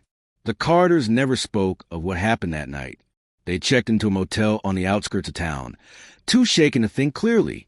Michael refused to sleep alone, clinging to Sarah every time she tried to move away. Even Daniel, always a rational one, lay awake, staring at the ceiling, his face pale in the dim light of the bedside lamp. The next morning, Sarah called the real estate agent. She didn't bother with excuses. "We're leaving the house. Sell it, burn it, I don't care. We're not going back." The agent sighed on the other end of the line. "You're not the first ones to say that." Sarah gripped the phone tighter. "Then why the hell do you keep selling it?" There was a long silence. Then, in a voice barely above a whisper, he said, "Because it always finds new owners." Sarah's stomach twisted. She hung up without another word. That night, Michael woke up screaming. Sarah and Daniel bolted upright, their hearts racing. Michael sat on the bed, his small body trembling, tears streaming down his face. "She followed us," he sobbed. "She's outside." Daniel rushed to the window. At first, there was nothing, just the empty parking lot, lit by a flickering street lamp. But then a movement, a figure, barely visible in the darkness, a woman in a tattered black dress. She stood motionless, her face obscured by shadows. Then, slowly, her head tilted upward, as if sensing Daniel's gaze. The light flickered again, and she was gone. Daniel stumbled backward, his breath ragged. "We need to get out of here." They left before sunrise, driving without a destination. They ended up in another state, renting a small apartment under a different name. They never mentioned Blackwood Street again. But the nightmares never stopped. Sarah would wake up gasping for air, the echoes of whispers still ringing in her ears. Michael grew quieter, his once bright eyes now dull and distant. And Daniel changed. He started staying up late, staring at the walls as if listening to something only he could hear. Sometimes, Sarah would wake to find him standing by the window, unmoving, his eyes vacant. One night, she finally asked, "What are you looking at?" Daniel didn't answer. Instead, he whispered, "She's waiting." Sarah's blood ran cold. "Who?" Daniel slowly turned to her. "She followed us." Sarah wanted to scream, to shake him, to tell him it was all in his head. But then she saw something that made her heart stop. His shadow. It stretched unnaturally along the wall, far too long for the dim light of the lamp. And beside his shadow, another, thin, still, watching. Sarah grabbed Michael and ran. They left Daniel behind that night. She never saw him again. Years later, when she finally gathered the courage to look him up, she found an article. A man had been found in an abandoned house, sitting in a chair, staring at the wall, mouth open, eyes hollow, dead. The neighbors claimed they still heard whispers coming from inside. And sometimes, if you looked closely at the window, you could see two figures standing there, waiting for someone new. But Sarah's nightmare wasn't over. 3 nights after reading the article, she woke up to a soft, rustling sound in her bedroom. Michael was asleep beside her, his tiny hands curled into fists. Her breath hitched. The rustling grew louder. The closet door creaked open, and in the darkness, just beyond the threshold, a pair of hollow eyes stared back. The last thing Sarah heard before the world went black was a whisper, "You shouldn't have left him." The end. The rain hammered the windshield as Mark gripped the steering wheel, his fingers tightening with each gust of wind that rocked his car. The empty highway stretched ahead, shrouded in mist and darkness, the white lane markers flashing like ghostly apparitions under his headlights. He had been driving for hours, his eyes burning from fatigue, and the storm showed no sign of letting up. Mark exhaled heavily, glancing at the dashboard clock. 2:47 a.m. The next town was about 30 minutes away. If he kept pushing forward, he could reach a motel before dawn and finally get some rest. His wipers struggled against the downpour, each pass barely clearing the windshield before another sheet of water obscured his vision. His eyelids felt heavier by the second. Just a little longer, he told himself. Just a little, A figure appeared on the roadside. Mark's pulse spiked. A woman stood there, barely visible in the torrential rain. She wore a white dress, now soaked and clinging to her thin frame. Her long, dark hair draped over her face, obscuring most of her features. She wasn't waving for help. She wasn't holding out a thumb. She simply stood there. A chill crept up Mark's spine. Who in their right mind would be out here at this hour in this storm? He hesitated, but instinctively eased his foot off the gas, slowing the car. He rolled the window down slightly as he pulled up beside her, the cold wind carrying a scent of rain and something faintly sweet, like old perfume. "Need a ride?" he called out over the roar of the rain. For a moment, she didn't move. Then, slowly, she turned her head toward him. Mark's stomach tightened. Her face was eerily pale, her eyes too large, hollow-looking in the dim light. She blinked once, then nodded. Something about her unsettled him, but he ignored the instinctual warning buzzing in his head. It was just a storm. She was probably just cold, scared, in need of help. He reached over and unlocked the door. She slid in without a word. Mark swallowed as she settled into the seat. The scent of damp fabric and that faint floral aroma filled the car. Water dripped from her dress, forming small puddles on the seat and floor. She shivered violently, wrapping her arms around herself. "You must be freezing," Mark said, adjusting the heater. "Where you headed?" "Hollow Creek," she murmured. Her voice was barely above a whisper, yet it sent a shudder down Mark's spine. He frowned. Hollow Creek? That was odd. The town had been dying for years, most of its buildings abandoned. It was the kind of place people left, not returned to. Still, he nodded and pulled back onto the road. The car's tires splashed through puddles as they drove in silence. Occasionally, he glanced at her. She sat stiffly, her gaze locked forward. Her hands trembled in her lap. He cleared his throat, trying to break the eerie quiet. "Rough night." She turned then, too slowly. Her dark eyes met his, and for a second, Mark felt like his breath had been sucked from his lungs. There was something wrong with them, like looking into a deep, endless pit. "I just want to go home." Mark's fingers tightened around the steering wheel.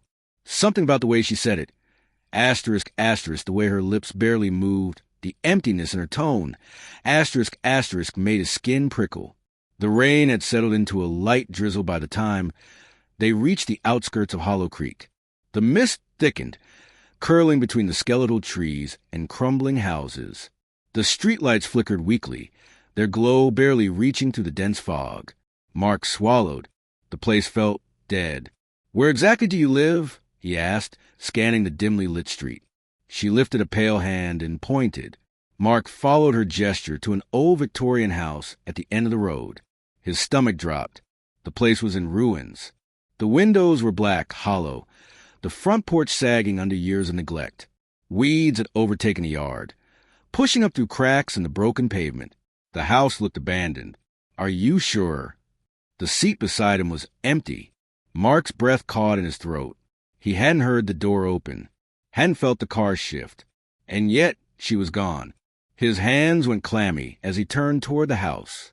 A shadow moved in the upstairs window. Mark's stomach twisted.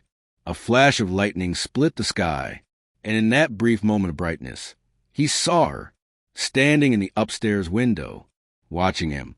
Mark's pulse slammed against his ribs. His hands fumbled for the gear shift, yanking it into reverse. The tires screeched against the wet pavement as he sped backward. The house vanished into the mist, but the suffocating feeling of being watched didn't leave. He didn't stop until he reached a gas station on the edge of town. The fluorescent lights inside flickered weakly, casting harsh shadows over the empty aisles. Mark stumbled through the door, his heart still hammering in his chest. The old clerk behind the counter barely looked up. "You look like you've seen a ghost." Mark swallowed, his throat dry. "I think I did." The clerk's expression darkened. "You picked up a hitchhiker, didn't you?" Mark's skin turned cold. "How did you know?" The old man exhaled, rubbing his temple. "Because you're not the first." Mark's breath hitched. "What do you mean?" The clerk's gaze was heavy. "She's been dead for 20 years. Drowned on her way home from prom. They found her car at the bottom of Hollow Creek Lake." But people still see her, always looking for a ride, always trying to get home. A shiver crawled up Mark's spine. Slowly, he turned toward his car, dreading what he might find. The passenger seat was empty. The door was closed. But there, on the outside of the passenger window, a single wet handprint, a whisper drifted through the air, so faint he could almost convince himself he imagined it. "I'll always find my way back." Mark barely breathed as his foot pressed the accelerator harder. The car roared forward, tearing through the silent night. The road stretched endlessly before him, the highway lights flickering, casting long shadows that seemed to twist and stretch unnaturally. Beside him, she sat eerily still. Her dress, once soaked through with rainwater, was now pristine, as if time had reversed itself. Her hands rested lightly in her lap, delicate and unmoving. She didn't fidget. She didn't blink. She simply stared straight ahead, her hollow eyes reflecting the distant glow of the headlights. Mark swallowed hard, his grip tightening on the wheel. He had seen her vanish once before, had felt the weight of her absence in the seat beside him. But now she was here again, and this time he was determined. "Hollow Creek?" he asked, his voice barely above a whisper. She nodded, the movement slow, almost mechanical. Mark exhaled and made his choice. Not tonight. He yanked the wheel slightly, keeping the car straight, flying past the exit to Hollow Creek. The moment they passed it, a shift occurred. Like something unseen had suddenly become aware of what he was doing. The temperature inside the car plummeted. A thick, suffocating cold filled the air, seeping into his bones. The windshield fogged over in an instant, his breath visible in the icy interior. The radio crackled violently, static screaming through the speakers, distorting into an unnatural "Turn back." Mark flinched. The voice wasn't his. It wasn't hers. It came from everywhere and nowhere at once. The girl in the passenger seat stiffened, her hands curling slightly into fists. Her breath hitched, a barely audible gasp slipping from her lips. The pressure around them thickened, the air growing heavier, like the weight of unseen hands pressing against the car, dragging it down. The headlights dimmed, flickering like a dying candle. Mark clenched his jaw and pressed the gas harder. The road ahead stretched endlessly, impossibly long. His stomach twisted. Was he even making progress? It felt like he was driving in place, like Hollow Creek was trying to keep them from leaving. Then, a whisper, "You can't save me." Mark turned his head slightly. She was fading. Her form grew translucent, a shifting mist of half-existence. Her fingers trembled, reaching for something unseen. "No," he said firmly, heart pounding. "You don't have to go back." The car shook violently, as if something had grabbed it from behind, yanking it backward. The tires screeched against the asphalt. The headlights flickered once, twice, then cut out completely. Darkness. Total. Absolute. Mark's breath came in short gasps. He couldn't see. The road was gone. The world outside the car had vanished. There was nothing but an endless, swallowing blackness stretching in all directions. And in that darkness, something moved. A shape, a shadow. It loomed just beyond the windshield, shifting, stretching unnaturally tall. Its form was amorphous, twisting in ways that hurt to look at. Its fingers, long and possibly thin, dragged across the hood of the car, leaving behind deep, jagged scratches. Mark's pulse pounded in his ears. The radio crackled again, a broken, guttural voice rising through the static. "She belongs here." The girl shuddered. Her form flickered, fighting against whatever force was pulling her back. Her lips parted, and for the first time, her voice was more than a whisper. "Drive," she pleaded. Mark didn't hesitate. He slammed his foot against the gas pedal. The engine screamed. The tires skidded. The car lurched forward, tearing through the darkness. The shadow behind them howled, a sound that wasn't human, that wasn't meant for human ears. The headlights burst back to life. Suddenly, there was road again. Trees. Sky. The world had returned. The highway stretched before them, leading into the next town. The unnatural cold faded, replaced by the soft, humid air of an ordinary summer night. Mark swallowed hard, glancing to his right. The passenger seat was empty. No water, no scent, no trace that anyone had ever been there. But then, something caught his eye in the side mirror. His breath hitched. The handprint, still on the window, but this time it was on the outside. His fingers tightened around the wheel. The road stretched ahead, nothing but distant headlights and the occasional flicker of neon from gas stations in the distance. Then, barely audible over the hum of the engine, a whisper, so soft it could have been the wind. "I'll always find my way back." Mark didn't stop driving until he reached the next state line. And even then, he didn't look in the mirror again. Ethan Carter had heard the rumors before booking his stay at the Blackwood Inn. Whispers of a cursed room, guests waking up screaming, shadows moving where they shouldn't. But he had never been one to believe in ghost stories. Superstitions were just that, stories people told to scare themselves. Still, as he pulled his suitcase through the grand entrance of the old hotel, an uneasy feeling settled in his chest. The Blackwood Inn stood on the outskirts of town, its once elegant Victorian architecture now weathered by time. The ornate chandeliers still glowed dimly, their golden light unable to chase away the heavy shadows lurking in the corners. The air smelled of aged wood, polished floors, and something faintly floral, lavender perhaps, though it carried a musty undertone. The receptionist, an older woman with graying hair pulled into a tight bun, barely looked up as he approached the front desk. Her wrinkled hands moved slowly over the guest book, and when she finally met his gaze, something flickered behind her tired eyes. "Checking in?" she asked in a low voice. "Yes, Carter. Ethan Carter. I have a reservation for 2 nights. The woman's eyes darted to the register, then back to him. She hesitated for a moment before reaching for a brass key hanging from a row of hooks behind her. Ethan noted that most of the keys were gone, likely indicating a full house, but the one she took down was near the end, room 306. A frown creased her face. "Are you sure you want this room?" Ethan raised an eyebrow. "Why wouldn't I?" She exhaled through her nose, shaking her head slightly. "No reason. Just, if you hear anything strange, try not to pay it any mind." A cold knot tightened in Ethan's stomach. "Strange like what?"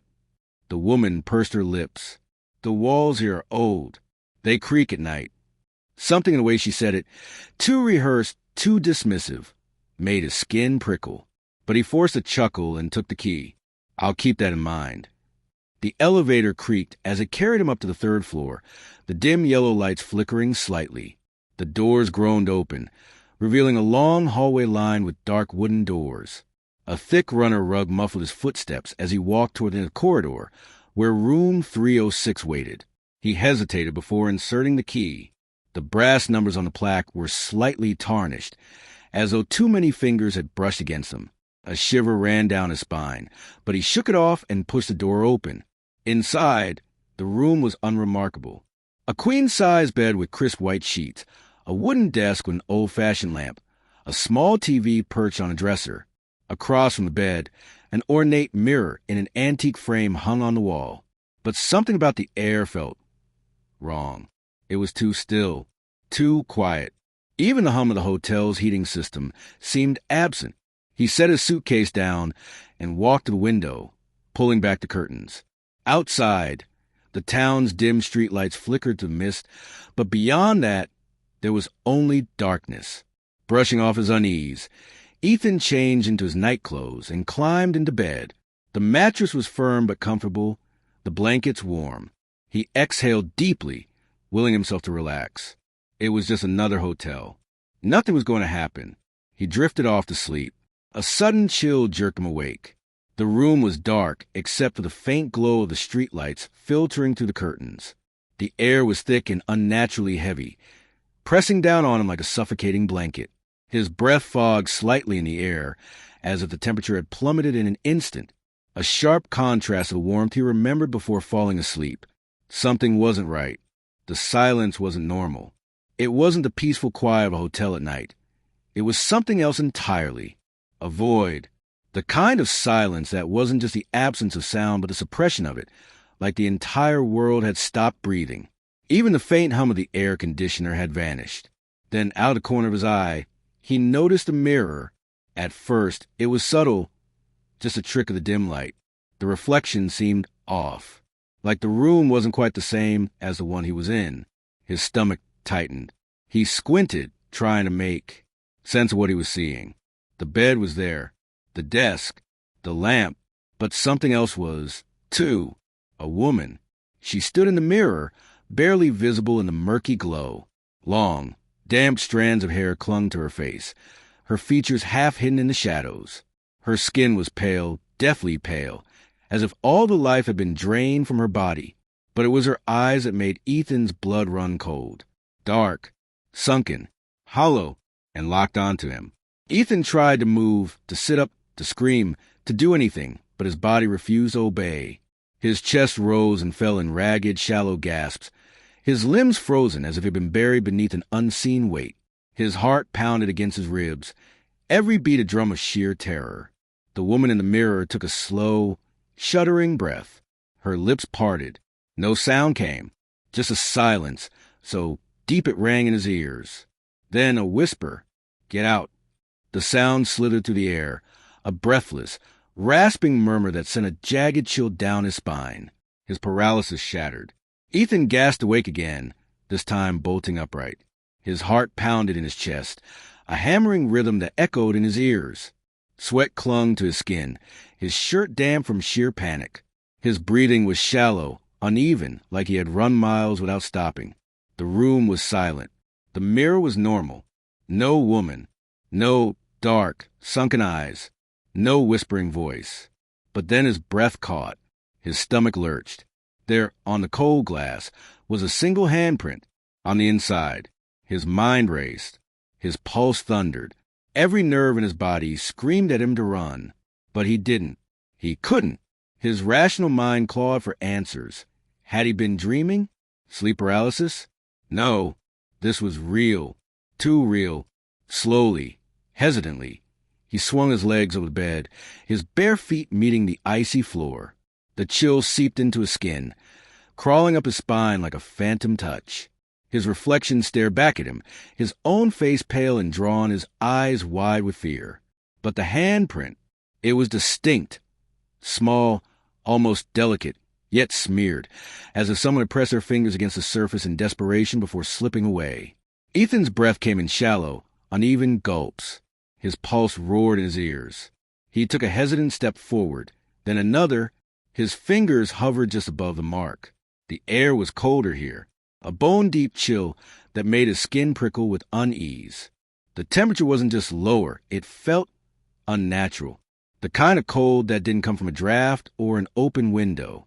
Then, as he watched, the handprint began to fade, not like condensation drying up, but as if something or someone was wiping it away.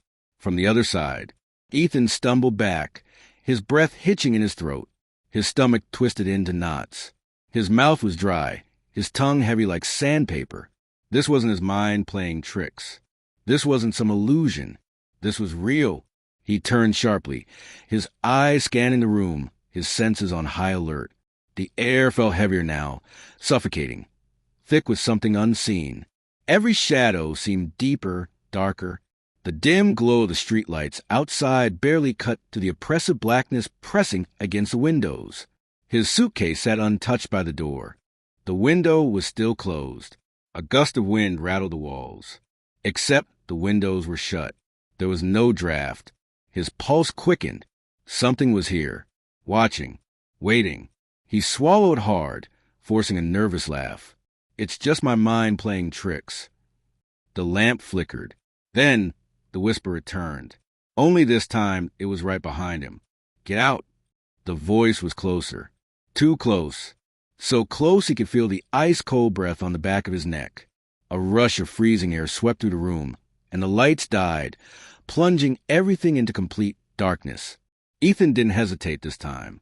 He lunged for his suitcase, yanking it off the floor, his fingers fumbling with the lock. His breath came in rapid, uneven gasps. The whispering turned into a low, distorted hum, growing louder. Something moved in the darkness. A shadow, flickering, shifting, crawling along the walls, stretching toward him. The door.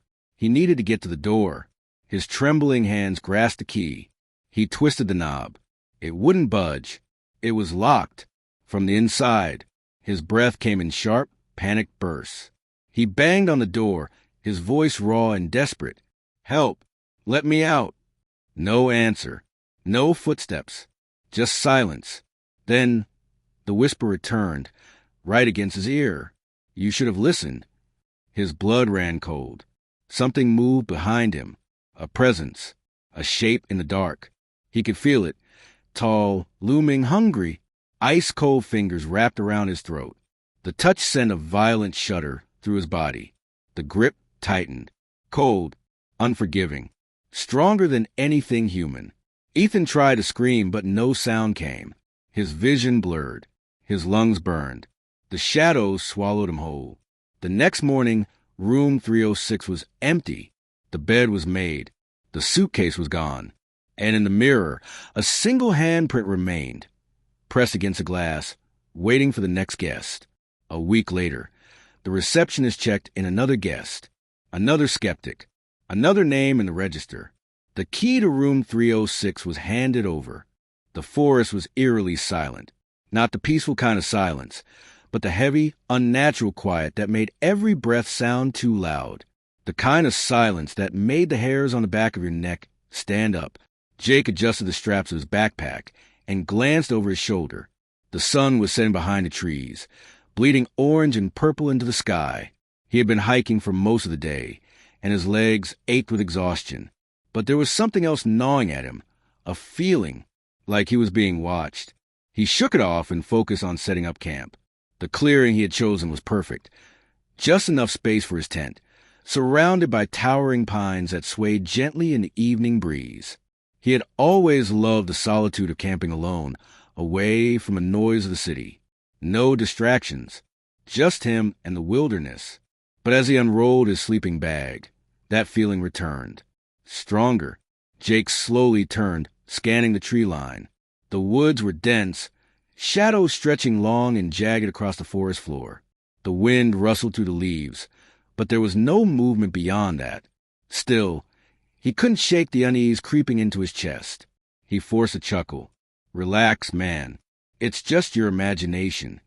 But even as he said it, the feeling lingered. The fire crackled, sending flickering light across the clearing. Jake sat cross-legged near the flames, his knife resting beside him. He wasn't scared, just cautious. He sipped from his water bottle and let his mind drift. The night was quiet, the kind of quiet he should have found calming. But instead, it set his nerves on edge. Then he heard it, a snap, a branch breaking somewhere in the trees. Jake froze, his grip tightening around the handle of his knife. He held his breath, ears straining against the silence. Nothing, probably just an animal. He exhaled slowly and forced himself to relax.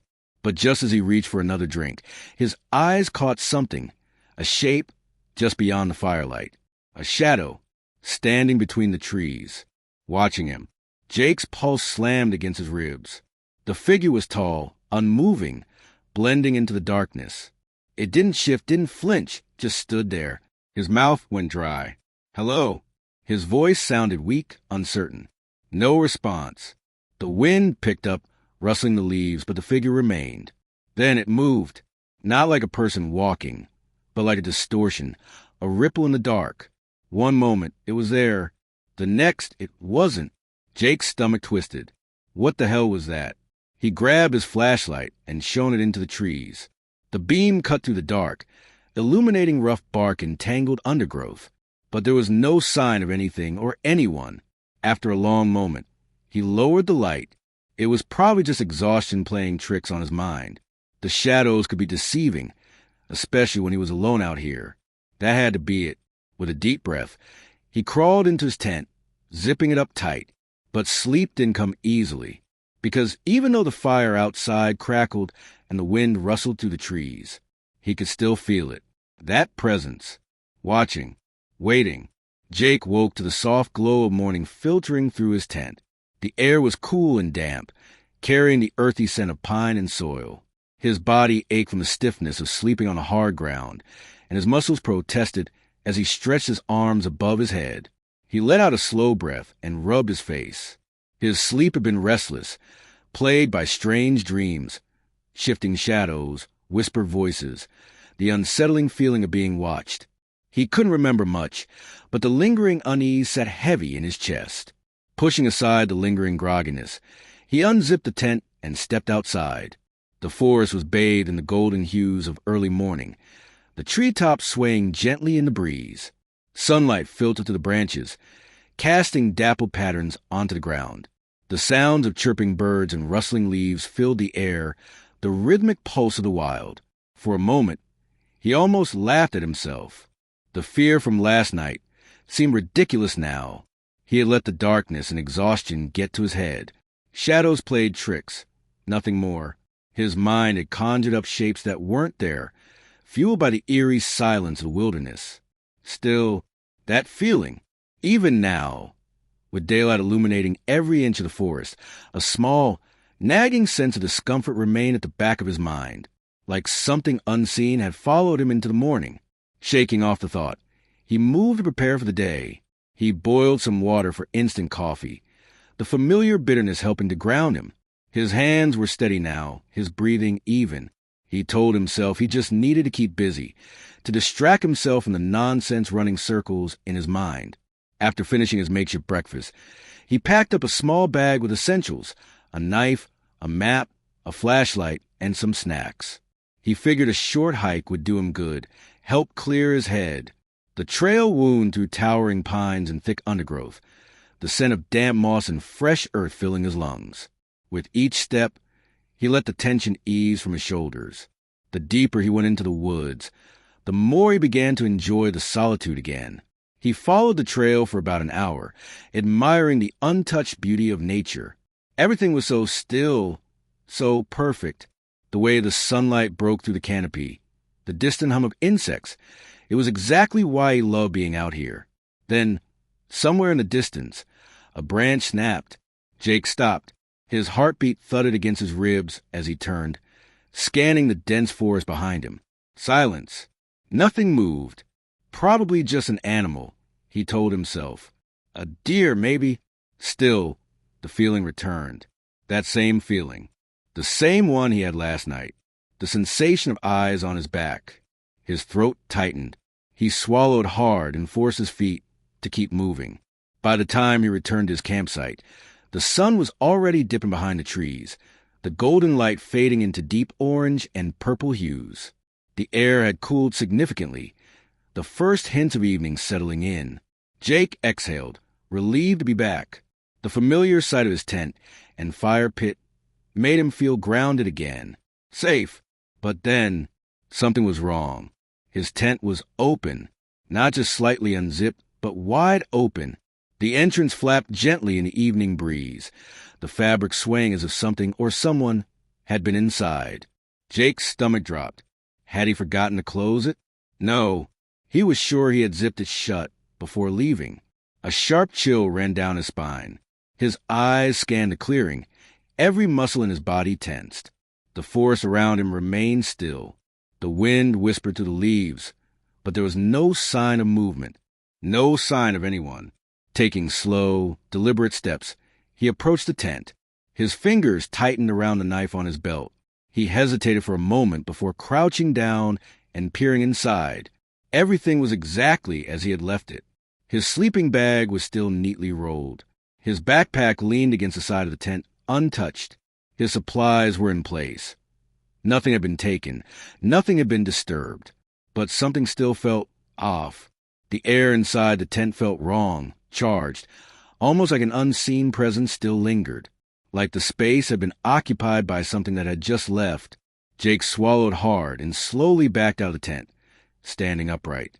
He scanned the ground for footprints, searching for any sign that someone had been there. Nothing. No footprints. No broken twigs. No disturbed dirt. It didn't make sense. His breathing grew shallow as the unease tightened in his chest. If no one had been here, why did it feel like they had?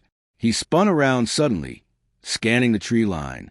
The forest had darkened with the fading light, the shadows stretching long and jagged across the ground. The trees stood tall and unmoving, their silhouettes stark against the deepening sky. And yet, for a split second, he thought he saw movement. A shape, tall, thin, standing just beyond the trees. His breath hitched. He blinked, and it was gone. Just the trees, just the shadows. A shiver crawled down his spine. Had he imagined it? He let out a shaky breath and rubbed his face. No, it was nothing. Just the dimming light playing tricks on his eyes. He was letting his nerves get the better of him again. With an unsteady exhale, he walked over to his tent and zipped it shut tight this time, double-checking that it was secure. Then, trying to shake off the feeling, he gathered some firewood and set up his campfire. The flames flickered to life, casting a warm glow across the clearing. But even as he sat by the fire, staring into the crackling embers, he couldn't ignore the sensation crawling up his spine. The woods felt different now. Darker, closer. The wind had died down, and the sounds of the forest seemed more distant. The usual rustling of leaves and chirping of crickets had faded, leaving behind a silence that felt heavy. Too heavy. Jake clenched his jaw and stared into the trees. He wouldn't let this get to him. It was just paranoia. Just the tricks of an overactive imagination. But deep down, in the part of his brain that he tried to ignore, he knew something wasn't right. Something was out there, and it was watching him. The fire crackled, sending sparks into the night sky. Jake sat with his knife in hand, his flashlight resting beside him. The feeling was back, stronger than before. The kind of feeling that made his muscles tense, and his heartbeat quicken. Then it happened again. A sound, a whisper of movement in the trees. His grip tightened around the knife. Not an animal, not the wind, something else. He turned his flashlight toward the woods. The beam cut through the dark. For a second, there was nothing but trees and shadows. Then there, a figure, closer than before. Tall, motionless, watching. Jake's breath hitched. He stood slowly, muscles tensed. His instincts screamed at him to run, but he didn't. Instead, he called out, his voice low but firm. "Who's there?"